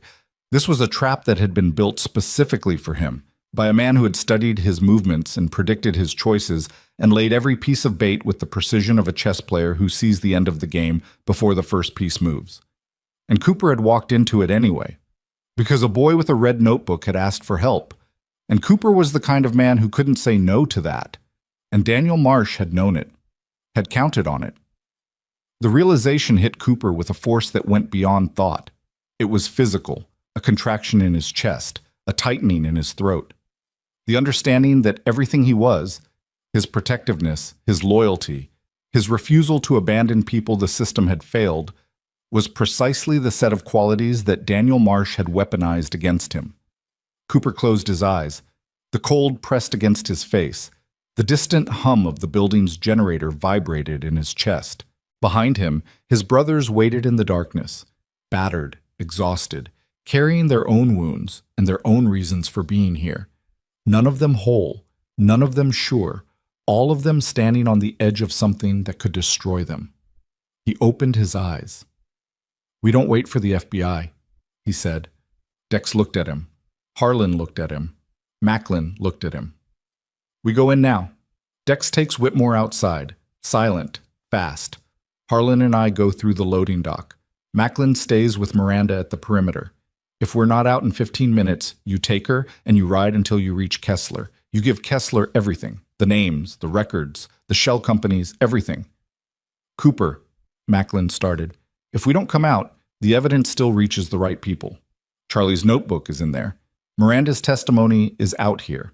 Between those two things, the case stands, but only if someone survives to deliver it." The words hung in the cold air. No one moved. Then Harlan stepped forward. He held the crowbar across his body, both hands wrapped around the metal, and he looked at Cooper with an expression that had no calculation in it, no self-preservation, no strategic thinking, just the raw, unfinished, imperfect loyalty of a man who had made a mistake and was choosing, in this moment, to be something better than the sum of his failures. "On your lead," Harlan said. Cooper nodded once, and they moved toward the building where a boy sat counting lies in the dark, waiting for someone to come through the door. Dex moved first. He crossed the open ground between the tree line and the fence in 11 seconds. Cooper counted, the way he always counted during operations, because counting kept the panic at a distance, gave the brain something mechanical to hold on to while the body did things the brain would rather not think about. 11 seconds of exposed terrain, frost-covered concrete, moonlight bright enough to throw shadows. Dex's boots made no sound. His body stayed low, angled, moving with the fluid economy of a man who had learned a long time ago that the difference between being seen and not being seen was not about speed, but about the absence of unnecessary movement. Whitmore was still on the phone. His back was half turned toward the SUV. His free hand was resting on his belt, near his holstered service weapon, but loosely, the way a man rests his hand on something out of habit rather than readiness. Dex reached the SUV. He came around the rear bumper in a crouch. Whitmore was 4 feet away. 3, 2. The phone call ended. Whitmore lowered the phone and began to turn. Dex hit him from behind. Not a punch. A controlled application of body weight, driving Whitmore forward into the side of the SUV with enough force to knock the wind out of him, but not enough to cause a sound louder than the dull thud of a body against sheet metal. Whitmore's phone clattered to the ground. His hand grabbed for the holster. Dex's hand got there first. He stripped the weapon, ejected the magazine, and racked the slide to clear the chamber, all in a single motion that took less than 2 seconds. The gun went into the back of Dex's waistband. The magazine went into his jacket pocket. Whitmore tried to shout. Dex's forearm pressed across his throat, not crushing, not choking, but applying enough pressure to make shouting impossible without making breathing impossible either. The line between those two things was razor thin, and Dex walked it the way he walked every line, with the absolute precision of someone who has practiced restraint until it became more natural than violence. "Listen," Dex whispered. His mouth was an inch from Whitmore's ear. "You have 2 choices. Quiet and conscious, or loud and unconscious. Pick now." Whitmore went still. Dex zip-tied his wrists behind his back, then his ankles. He pulled the sheriff's own handkerchief from his breast pocket and wadded it into a gag. Whitmore's eyes were wild above the cloth, furious and terrified in equal measure. The eyes of a man who has spent years on the comfortable side of authority and is experiencing for the first time what it feels like to be on the other side. Dex dragged him behind the SUV and left him propped against the rear tire. Then he keyed his radio. 1 click. The signal. Cooper and Harlan moved. They came from the east side, hugging the fence line until they reached the loading dock on the building's south face. 3 concrete steps. A steel roll-up door, partially raised. 2 feet of clearance between the bottom edge and the dock floor. Yellow light spilled out from underneath, cutting a bright rectangle across the concrete. Cooper dropped flat and looked under the door. A large open space. Industrial. The remains of the processing plant's original function were still visible. Stainless steel tables bolted to the floor, drainage channels cut into the concrete, hooks hanging from ceiling-mounted rails that hadn't been used in years. The fluorescent lights were on. 6 panels, 2 of them flickering with the erratic pulse of dying ballasts. The air that seeped through the gap smelled like rust and damp concrete and old fish, and something chemical that Cooper couldn't identify. In the center of the room, directly beneath the brightest light, Charlie sat in a metal folding chair. His hands were zip-tied behind the back of the chair. His red notebook was on a table 5 feet in front of him, open to a page that Cooper couldn't read from this distance. The boy's face was pale, but composed. The same eerie composure he'd worn when he first walked into the clubhouse. The composure of someone who has learned that showing fear is more dangerous than feeling it. Daniel Marsh stood behind the table. Cooper saw him clearly for the first time. Tall, lean, mid-40s, the kind of face that belongs on campaign posters, clean-shaven, symmetrical, with eyes that radiated intelligence and warmth in equal measure. He was wearing a dark blue suit, no tie, the collar open. His shoes were polished. His hair was neat. He looked like he'd just come from a board meeting, not a kidnapping. The contrast between his appearance and the setting, the polished man in the rusted factory, was so stark it felt deliberate. A performance. Everything about Daniel Marsh was a performance. 2 men stood near the far wall, large, heavy coats, the kind of men who get hired for their size and their willingness to not ask questions. Private security. They stood with their hands clasped in front of them, watching the room with the blank, detached attention of people who are being paid by the hour and don't care about the context. 4 total. Daniel. 2 security. And Whitmore, who was now zip-tied behind the SUV. Cooper pulled back from the gap and looked at Harlan. He held up 3 fingers, then pointed at the loading dock door, then pointed at himself and Harlan. Harlan nodded. He adjusted his grip on the crowbar. His knuckles were white. His breathing was controlled, the deliberate, measured breathing of a man who has trained himself to regulate his body's responses under stress, because the alternative is letting those responses make decisions for him. Cooper keyed his radio twice. 2 clicks. Dex's response came back immediately. 1 click. In position. Cooper took a breath. The air was so cold it burned. He could feel his heartbeat in his wrists, in his throat, in the hollow space behind his sternum where fear and determination occupied the same territory. He rolled under the loading dock door. The concrete floor was freezing against his palms. He came up in a crouch behind a row of steel tables, rusted, heavy, bolted to the floor in a line that ran perpendicular to the door. Harlan rolled in behind him. The crowbar scraped against the concrete with a sound so small it was swallowed by the hum of the fluorescent lights. Daniel was talking. His voice carried across the open space with the casual authority of a man who is accustomed to being the only voice in any room. "You understand why we're here, don't you, Charlie?" Charlie said nothing. "I'm not angry. I want you to understand that. I am not angry. I'm disappointed, which I think you know is different. Anger is reactive. Disappointment is structural." Daniel picked up the red notebook and flipped through the pages with his thumb. The sound of turning paper was loud in the empty building. 47 lies. That's what you told them. 47 lies in 1 week. Do you know what that number really means? Charlie's jaw was tight. His eyes were fixed on a point on the wall above his father's head. "It means you've been paying attention. And paying attention is a skill I've always admired in you. It's one of the things that makes you special." Daniel set the notebook down. But paying attention to the wrong things, bringing that attention to the wrong people, that's not a skill. That's a liability. "They're not the wrong people," Charlie said. His voice was low, steady, the same practiced steadiness he'd walked into the clubhouse with, except now there was something underneath it, something raw and shaking that the steadiness was barely containing. "They're criminals, Charlie. Felons. Men who live outside the law and call it freedom. They don't care about you. They care about what you represent. A weapon they can use against me. A child's testimony is powerful in court. Everyone knows that. Juries love children. Prosecutors love children. Your biker friends know that, and they're using you." "They listened to me." "Of course they listened. That's how recruitment works. You find someone who's been ignored, you make them feel heard, and then you use their gratitude to, the way you recruited the sheriff, the zoning board, the county health inspector. Daniel stopped. The silence that followed was absolute. The fluorescent lights buzzed. The building creaked. One of the security men shifted his weight from one foot to the other. What did you say? Daniel's voice had changed. Not louder, not angrier. The temperature had simply dropped out of it. The warmth was gone. What remained was flat, clinical, and empty.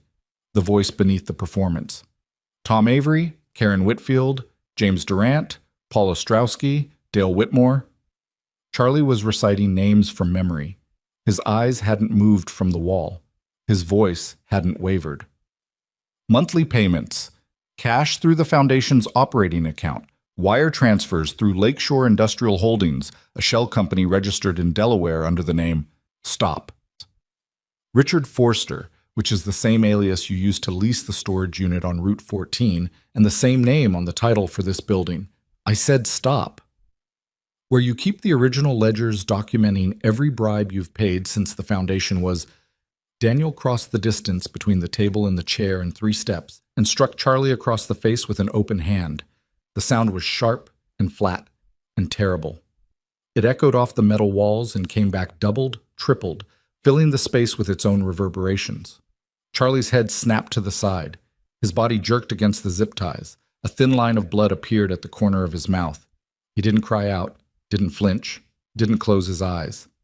He turned his head back to center, looked at his father, and said, 48. Cooper's vision went red. Not metaphorically, not figuratively. The edges of his visual field actually darkened, and the center narrowed to a single point of focus. Daniel Marsh's hand, still raised, still open, the hand that had struck a 13-year-old boy who was tied to a chair. The same shape, the same architecture.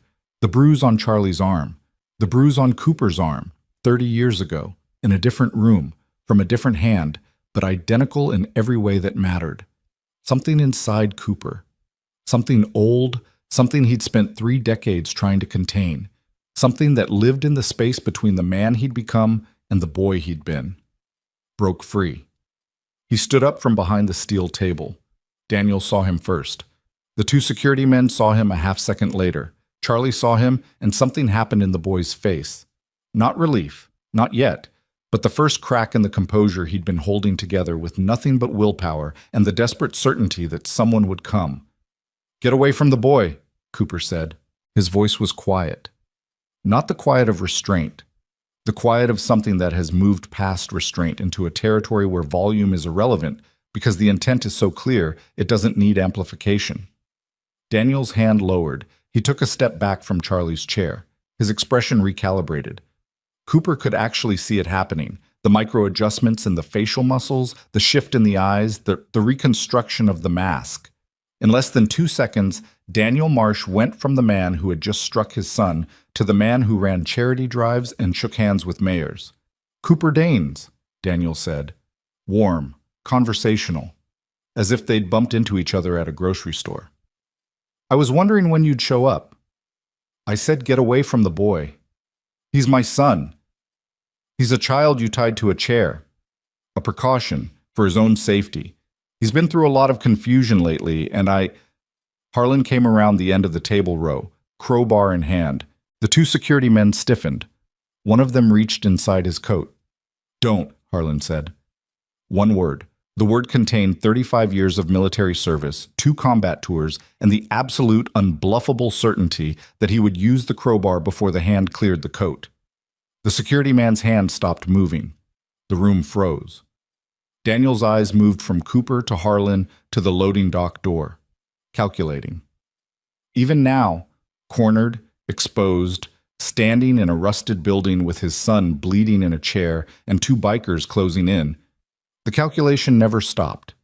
Cooper could see it working behind those warm, intelligent eyes, like machinery running beneath a smooth surface. This is a mistake, Daniel said. Whatever you think you're doing here, whatever story Miranda told you, whatever fantasy Charlie has constructed in that notebook, this is a mistake that will cost you everything. I have friends in this county who... Your friends are in handcuffs, Cooper said. Whitmore is zip-tied behind his own car. Sharon Kessler has the federal warrant. The FBI is on the way. Something flickered in Daniel's expression. Small. Fast. The first genuine emotion Cooper had seen on the man's face. Not the performed warmth, not the theatrical disappointment, but real, uncontrolled fear. It lasted less than a second. Then the mask closed back over it like water closing over a stone. Sharon Kessler is an ambitious prosecutor who has been trying to build a career on unfounded 13 names, Cooper said. He took a step forward, then another, each step deliberate. Each step closing the distance between himself and the man behind the table. Monthly payments, shell companies, a bribery network designed to buy control of an entire town. Physical records kept in a safe in this building because you don't trust digital storage. Miranda told us everything. And Charlie, Cooper looked at the boy. Charlie confirmed every detail from memory. Daniel's jaw tightened. The mask was holding, but the seams were showing. The warmth in his eyes had gone mechanical, like a light that's been left on after everyone has left the room. "You're a biker," Daniel said. The word carried contempt so refined it almost sounded like respect. "You live in a rundown clubhouse. You fix motorcycles for a living. You have no education, no credentials, no standing. Who do you think a jury is going to believe? A decorated community leader with 15 years of public service, or a motorcycle gang president with—" "I'm not here for a jury," Cooper said. He was close now. 6 feet from Daniel. Close enough to see the individual threads in the man's suit. Close enough to see the veins in the backs of his hands. Close enough to see the faint red mark on Charlie's cheek where his father's palm had landed. "I'm here for the boy." Daniel looked at Cooper. Cooper looked at Daniel. The distance between them was not 6 feet. It was 30 years, compressed into a single moment. Two versions of the same architecture, two men shaped by the same forces. One who had become the fist and one who had decided to stand between the fist and the face it was aimed at. "You can't save him," Daniel said quietly. The mask had slipped again. What was underneath wasn't the polished charity leader or the calculating criminal. It was something smaller, something petty and frightened and desperate. "He's mine. My blood. My name. No court in the world will give custody to a—" "I'm not talking about custody." Cooper reached down and pulled the zip ties off Charlie's wrists.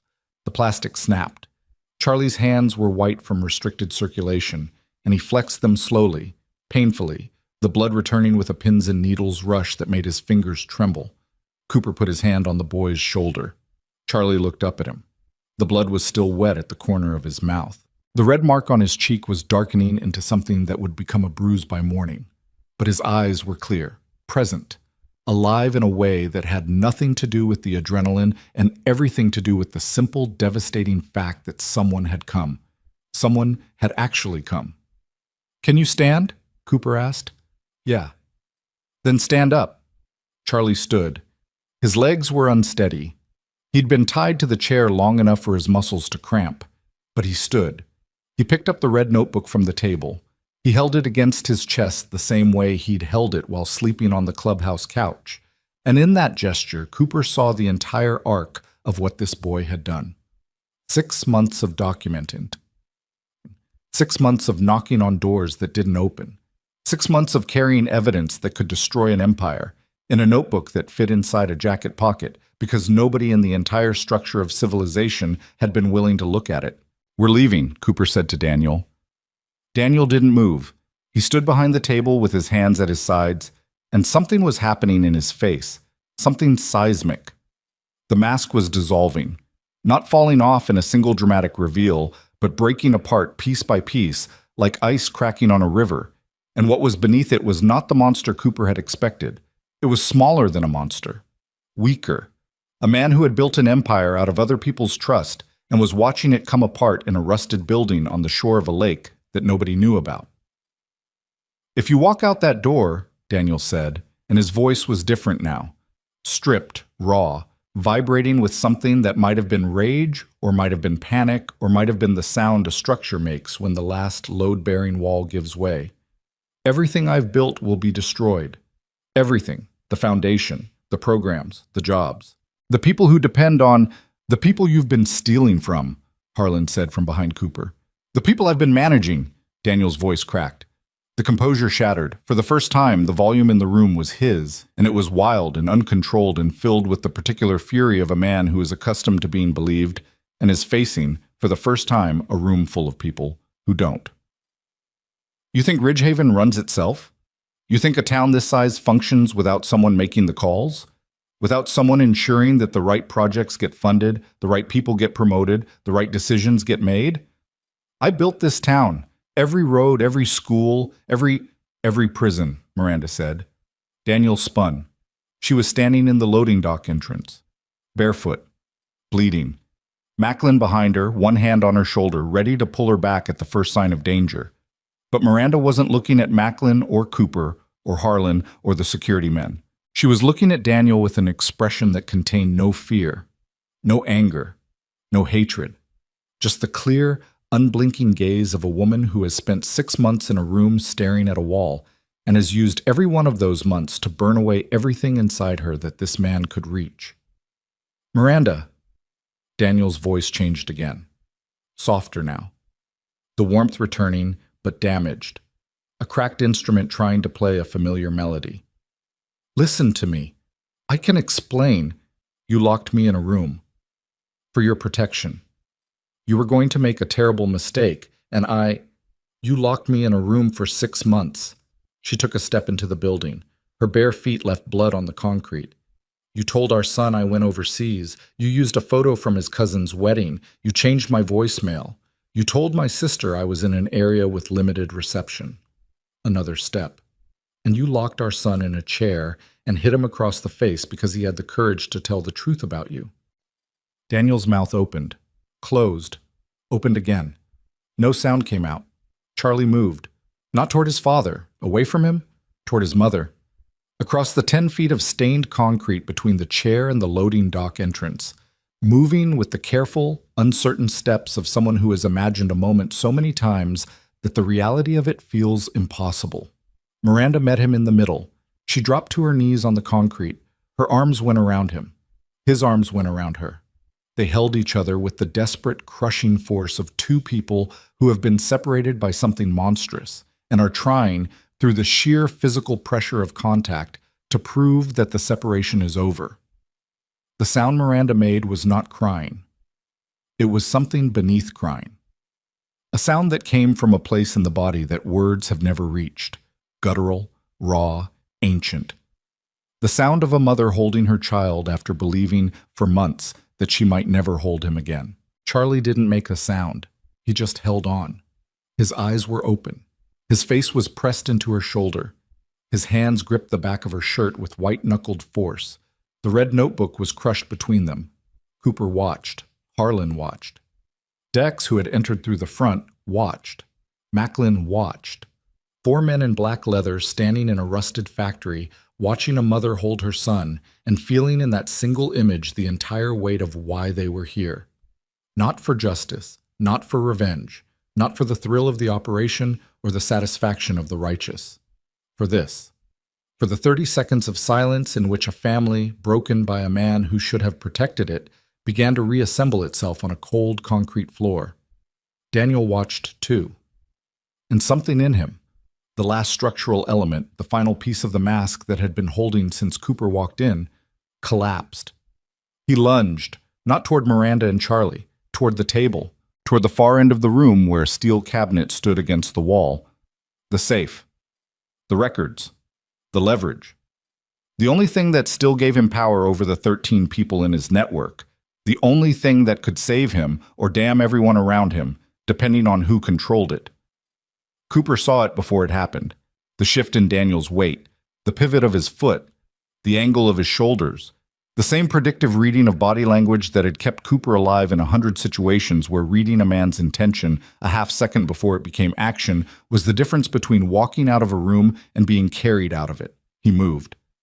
Cooper intercepted Daniel 3 feet from the cabinet. His shoulder hit Daniel's midsection with the force of a man who weighs 210 pounds and has spent 20 years absorbing impacts on 2 wheels at highway speed. Daniel's feet left the ground. His back hit the steel table.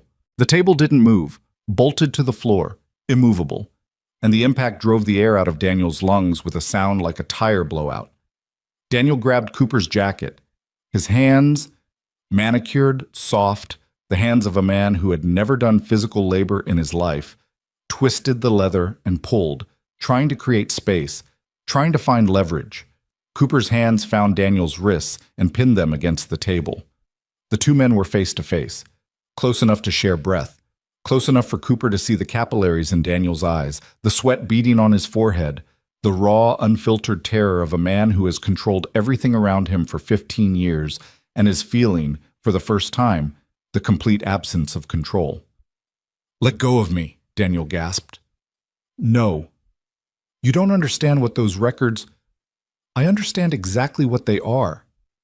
If those records go public, 13 people go to prison, 13 families destroyed, children, spouses, people who made one mistake. They made a choice," Cooper said. His voice was steady. His hands were steady. His heartbeat was steady. Everything in him that had been shaking for the past 2 days had gone quiet, replaced by the clarity that comes when every question has been answered and the only thing left is the action. And so did you. The two security men moved. They'd been standing frozen during the confrontation, caught between loyalty to the man who paid them and the rapidly deteriorating calculus of personal risk. But now one of them stepped forward, reaching inside his coat. Harlan was there. The crowbar came down on the man's forearm. Not full force, not enough to break bone, but enough. The hand came out of the coat empty. The man staggered back, clutching his arm, his face contorted in pain. The second security man raised both hands. "I'm out. I'm done. I'm not paid enough for this." "Smart," Dex said from behind him. He'd appeared from nowhere, the way Dex always appeared, like a thought that arrives fully formed, and was standing close enough to the second man to make the point that running was not an option, but cooperation was. Cooper released Daniel's wrists. Daniel slumped against the table, breathing in ragged, uneven gasps. His suit was wrinkled, his hair was disordered. The polished exterior that had protected him for 15 years was gone, and what remained was just a man, sweating, gasping, afraid, sitting on a concrete floor in a building that smelled like rust and failure. The sound of sirens pierced the silence, distant at first, then closer, then unmistakable. The multitonal wail of federal vehicles moving at high speed, getting louder with every second, cutting through the night and the cold and the darkness with the mechanical urgency of a system that had finally, belatedly, begun to move. Cooper looked toward the loading dock entrance. Through the gap, he could see the tree line. Beyond it, approaching headlights. Not 2, not 3, but a convoy of them, blue and red lights flashing against the low clouds, painting the forest in colors that meant authority and consequence and the end of something that had been hidden for far too long. Sharon Kessler had made the call. The FBI was here. Cooper stepped back from Daniel. He walked across the room to where Miranda was kneeling on the floor with Charlie, both of them still holding each other, neither willing to let go. He knelt beside them. Miranda looked at him over Charlie's shoulder. Her eyes were wet. Her face was wrecked. But beneath everything, the exhaustion, the pain, the 6 months of darkness, there was something else. She mouthed 2 words.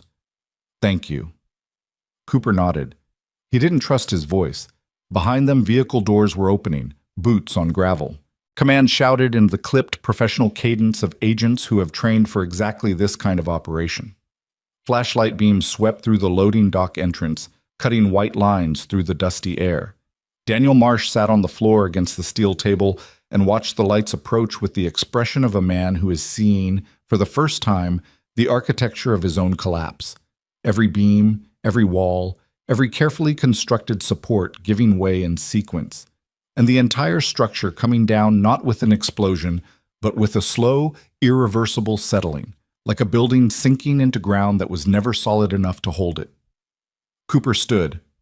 He walked to the loading dock entrance and stepped outside into the freezing night air. The cold hit his face like a hand. His breath came in white clouds that dissolved against the blue and red lights filling the parking area. Macklin was standing by the motorcycles. His hands were in his pockets. His face was unreadable. "It's done," Cooper said. Macklin looked at him for a long time. Then he pulled one hand from his pocket and held it out. Cooper took it. They gripped. Not a handshake, not a gesture, but a hold. The kind of grip that says, "I was there. You were there. We're still here." Harlan emerged from the building, then Dex. They stood beside their bikes in the cold, watching the federal agents swarm the processing plant, watching the flashlight beams crisscross through the windows, watching the system finally do the thing it should have done 6 months ago. Nobody spoke. There was nothing left to say. Inside the building, an agent was reading Daniel Marsh his rights. The words carried through the open loading dock door, each one landing in the frozen air with the weight of a verdict that had been delayed for years and was now, finally, being delivered. And on the concrete floor of a rusted factory, a boy with a red notebook and a bruise on his cheek sat with his mother's arms around him and listened to his father's empire end, one sentence at a time. The sirens didn't stop for a long time. They layered over each other in the dark. Federal vehicles, state police cruisers, unmarked sedans with government plates, until the narrow service road along the lake's north shore was a corridor of flashing blue and red light that turned the bare trees into something skeletal and pulsing. Cooper stood beside his motorcycle at the edge of the property and watched the machinery of consequence unfold with the slow, grinding inevitability of something that should have happened years ago and was now, finally, happening all at once. Daniel Marsh was brought out of the building at 9:38 p.m. 2 agents flanked him, each holding an arm, walking him across the cracked concrete toward a waiting vehicle. His suit was torn at the shoulder. His wrists were cuffed behind his back. His face, that polished, symmetrical, camera-ready face, was slack in a way that had nothing to do with exhaustion and everything to do with the complete evacuation of the performance. There was nothing behind it. No warmth, no calculation, no charm. Just a man in expensive clothes being loaded into the back of a federal car the way cargo gets loaded into a truck. Efficiently, without ceremony, without anyone asking if he was comfortable. He didn't look at the bikers as he passed. He didn't look at anything. The 2 security men followed, cuffed, silent, cooperative in the desperate, eager way of men who have already begun calculating what they can offer in exchange for leniency. One of them was cradling the arm Harlan had struck with the crowbar. Neither of them made eye contact with anyone. Whitmore came last. 2 state troopers had retrieved him from behind the SUV where Dex had left him. The gag was gone. The zip ties had been replaced with standard-issue handcuffs. His sheriff's uniform, the pressed khaki, the polished badge, the leather belt that held the holster he'd worn every day for 11 years, looked different under the federal lights. Smaller, like a costume that had been stripped of its authority and was now just fabric and metal and the faint smell of a man who had been lying on frozen ground for 40 minutes. Whitmore did look at Cooper. Just once. As the troopers walked him past, his head turned and their eyes met for a duration that couldn't have been longer than 2 seconds but felt like a conversation. Whitmore's expression wasn't angry, it wasn't defiant. It was the face of a man who has been caught and knows it, and is already beginning the long, exhausting process of understanding that the life he had before this moment is over. Cooper held the gaze. He didn't nod, didn't speak, just stood with his boots on frozen concrete and his hands at his sides, and let the sheriff see exactly what he was looking at. A man in a leather jacket who had done, in 2 days, what the entire law enforcement apparatus of Ridgehaven County had been unable or unwilling to do in years. Then Whitmore was in the car. The door closed. The engine started. The vehicle pulled away. Sharon Kessler appeared 30 minutes later. She walked across the property with a phone pressed to each ear. One hand, one Bluetooth, managing simultaneous conversations with what sounded like a federal prosecutor and a state attorney general's office liaison. She was still wearing the wool coat from the clubhouse, but her posture had changed, taller, more angular. The posture of a woman who has been fighting a battle in the dark for 8 months and is now watching the lights come on. She finished both calls, pocketed both phones, and walked to where Cooper was standing. "The safe," she said. "We opened it." Cooper waited. Everything Miranda described, every ledger, every payment record, every name, 13 officials, monthly bribes going back 4 years. The paper trail is comprehensive, so Marsh documented everything: amounts, dates, account numbers, signed receipts in some cases. She paused. He kept it like a businessman keeping books, meticulous, organized, filed by name and date, as if what he was doing was just another line item in a budget. That's exactly what it was to him, Cooper said. Kessler studied him for a moment. The FBI is taking jurisdiction. Marsh will be charged federally: wire fraud, money laundering, kidnapping, false imprisonment. The state will add charges for the bribery and corruption. Whitmore's looking at obstruction, conspiracy, and accessory to kidnapping at minimum. The other 12 officials on the list will be picked up by morning. And Miranda and Charlie? Victim services is on the way: temporary housing, medical evaluation, counseling referrals. She hesitated. The boy should see a doctor tonight. That bruise on his face. I know. Kessler looked at him for a long time. The blue and red lights swept across her face in alternating waves. You understand I can't officially acknowledge what happened here tonight. As far as the federal record is concerned, the FBI located Miranda Marsh based on evidence compiled by the Assistant District Attorney's Office. The Iron Ledger Motorcycle Club was not involved. We weren't here, Cooper said. You weren't here. She held out her hand. Cooper took it. Her grip was firm and brief. The handshake of a woman who means exactly what she says and nothing more. Thank you, she said. 2 words. Delivered without inflection, without sentiment, without any of the emotional ornamentation that most people attach to gratitude. Just 2 words, spoken clearly, and then she was walking back toward the federal vehicles, already pulling out her phone again. Cooper turned to his men. They were standing beside their motorcycles in a loose formation, not arranged, not deliberate, just the natural spacing of men who have been together long enough to know where they fit in relation to each other. Macklin was leaning against his handlebars, arms crossed, the tremor in his hands barely visible in the dim light. Dex was sitting sideways on his seat, legs stretched, the scar on his jaw catching red and blue in alternation. Harlan stood apart from the others, not distant, but at the slight remove of a man who has not yet forgiven himself for something, and is not certain he deserves the company he's keeping. Roach had arrived 20 minutes ago on his bike. Having left Brennan at the clubhouse in the care of a paramedic Macklin had called, and was standing with his arms folded and his face carrying the particular exhaustion of someone who has spent the last 2 hours not knowing if his brothers were alive. Miranda and Charlie were sitting on the concrete steps of the loading dock. A federal agent had brought them a blanket, a single gray emergency blanket, reflective on one side, that they had wrapped around both of their shoulders so that they sat inside it like a tent, their bodies pressed together. Miranda's arm around Charlie's back and Charlie's head resting against her shoulder. A paramedic was kneeling in front of Charlie, examining the bruise on his cheek with a pen light. Charlie was tolerating it the way he tolerated everything. Still, watchful, cooperative without being compliant. The red notebook was on his lap. Cooper walked to them. His boots crunched on frozen gravel. Miranda looked up. Charlie looked up. The FBI is handling everything from here, Cooper said. They'll take you somewhere safe tonight. Medical check. Somewhere to sleep. Miranda nodded. Her face was drawn, the skin tight across her cheekbones. The exhaustion so deep it had moved past fatigue into something structural, a tiredness that lived in the architecture of her, in the way she held her shoulders, and the way her eyes moved, and the slow, careful way she breathed, as if breathing too deeply might disturb something fragile that she was trying to hold together. Where will you go? She asked. Back to the clubhouse. And then? Cooper almost smiled. Almost. The muscles around his mouth moved in the direction of a smile, but they didn't complete the journey. They stopped somewhere in the territory between acknowledgement and exhaustion, a half expression that said more than a full one would have. Same thing we always do, he said. Fix motorcycles, drink bad coffee, wait for the next thing. Miranda reached out and took his hand. Not a handshake.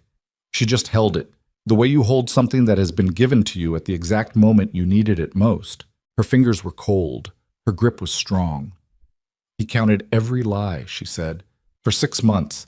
He sat in that house with a man who terrified him, and he counted every single lie, and he wrote them down, and when nobody in the world would listen, he walked into a room full of strangers and opened his notebook.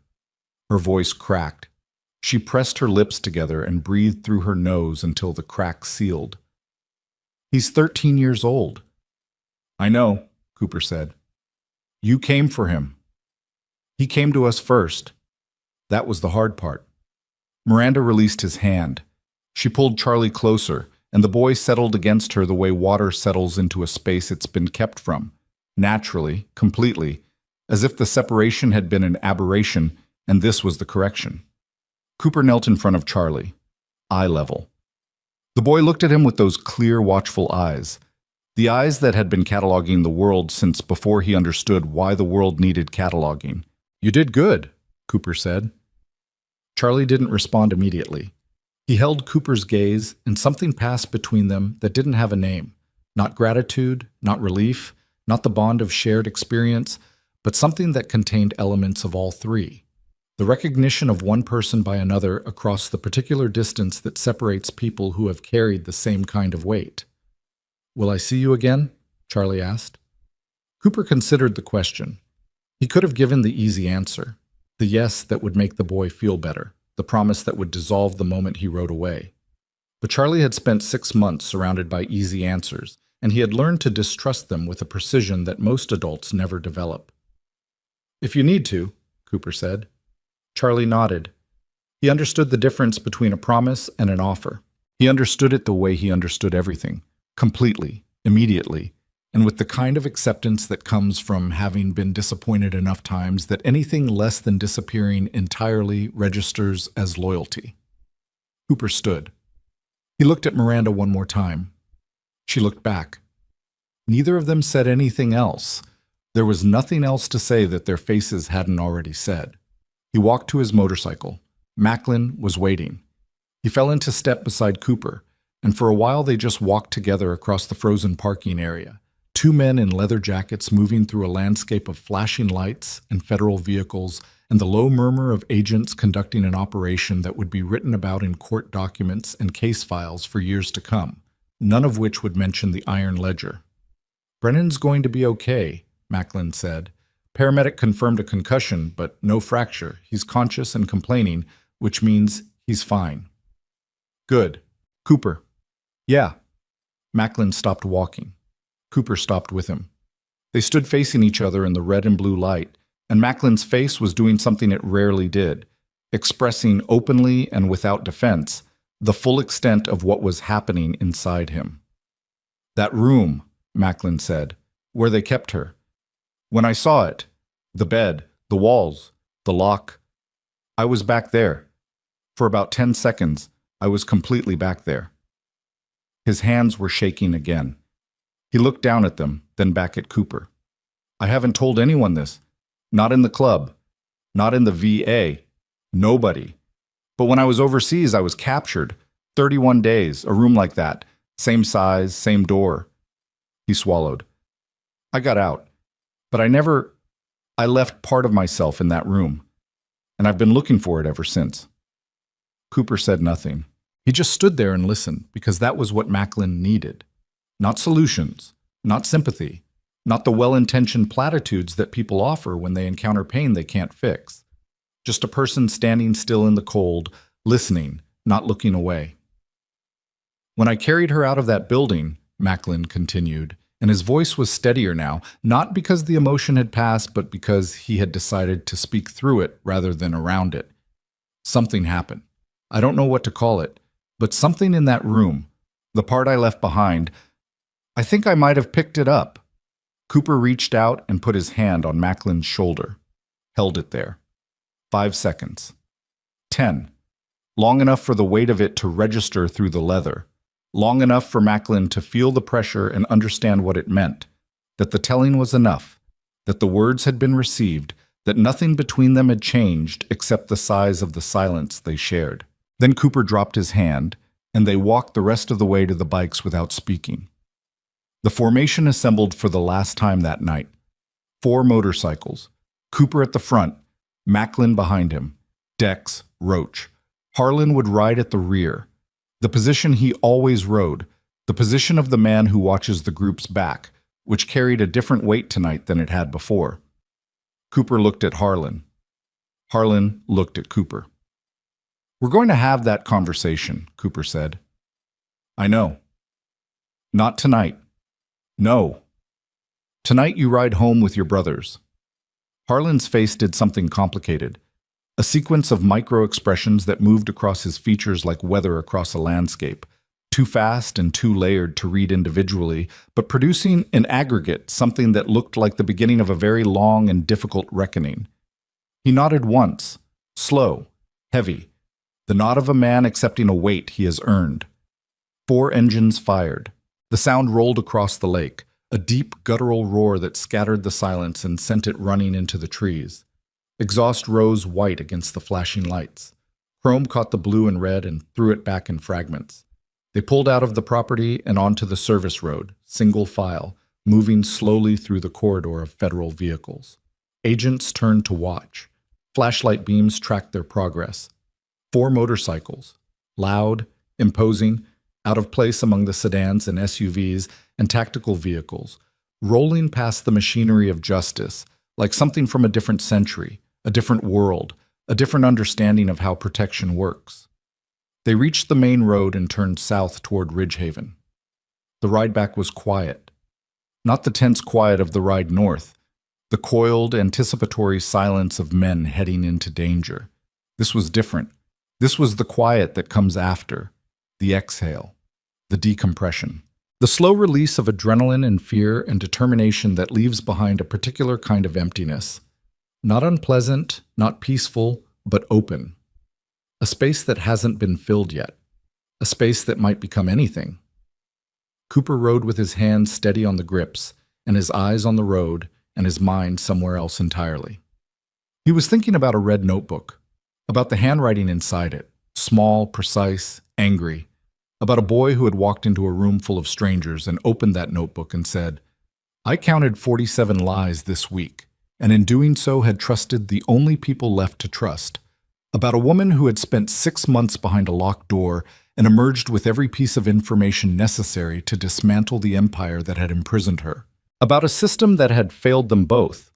The police, the schools, the agencies, the entire apparatus of protection that existed on paper and evaporated in practice. And about the fact that the only reason any of it had been corrected was because a 13-year-old boy had the courage to do the thing that every adult around him had been too comfortable, too compromised, or too afraid to do. The lights of Ridgehaven appeared on the horizon like a faint, uneven glow. The town was asleep. The streets were empty. The storefronts were dark. And somewhere in those dark streets, in offices and homes and county buildings, 12 people were sleeping the last uninterrupted sleep they would have for a very long time. By morning, the arrests would begin. Tom Avery, Karen Whitfield, James Durant, Paul Ostrowski, 8 others, 13 in total. The entire network that Daniel Marsh had built, name by name, payment by payment, compromise by compromise, over the course of 4 years. The foundation would be shut down. The shell companies would be dissolved. The accounts would be frozen. The money, what was left of it, would be traced and eventually returned. The machinery was in motion. It would take months. It would be ugly. It would leave scars on the town that would take years to heal, if they healed at all. But it was in motion, and nothing Daniel Marsh had built was strong enough to stop it. The clubhouse appeared at 10:52 p.m. The parking lot was quiet. The light above the front door was on, a single yellow bulb in a wire cage that cast a warm, buttery glow across the concrete. Brennan was visible through the front window, sitting upright in a chair with an ice pack held against his jaw, watching the door with the anxious attention of a man who has been waiting for hours and is trying very hard not to let the waiting consume him. When the engines pulled into the lot, Brennan stood up. He was at the door before Cooper had dismounted. His face was swollen, his left eye was half closed, but he was standing, and he was conscious, and when he saw the 4 bikes and the 4 riders, something in his expression released, a held breath, a clenched fist, a wire that had been pulled tight since the moment he'd woken up on the floor with a splitting headache in an empty clubhouse. "The kid?" Brennan asked. "Safe," Cooper said. "With his mother." Brennan closed his eyes. His hand tightened on the ice pack. He nodded twice, the rapid, involuntary nod of a man processing relief. And then he opened his eyes and stepped aside to let them in. The clubhouse smelled the same: motor oil, stale tobacco, the faint chemical trace of industrial cleaner that never quite masked either of the other two. The overhead lights buzzed at their usual frequency. The clock on the wall showed 10:57. Everything was exactly as it had been 36 hours ago, when a Tuesday morning had started with cold coffee and ended with a boy walking through the door carrying a red notebook. But nothing was the same. Cooper could feel it the way you feel a change in atmospheric pressure. Not with your senses, but with your body. A subtle shift in the weight of the air that tells you the weather has changed even before you see the sky. Roach went to the kitchen and put on a pot of coffee. Not because anyone asked, not because anyone needed to be caffeinated at 11 o'clock at night. Because the act of making coffee, the grinding, the pouring, the waiting, the smell, was a ritual. And rituals are how men who are not good at talking about what they've been through manage to be in the same room together without the silence becoming unbearable. They sat around the long table. 5 men, 5 mugs. The coffee was hot and strong and tasted exactly like it always tasted. Bitter, over-extracted, slightly burnt. And it was the best thing Cooper had tasted in 2 days. Nobody spoke for a long time. The clock ticked. The lights buzzed. Steam rose from the mugs in thin, curling lines that dissolved before they reached the ceiling. Then Dex reached into his jacket pocket and pulled out a folded piece of paper.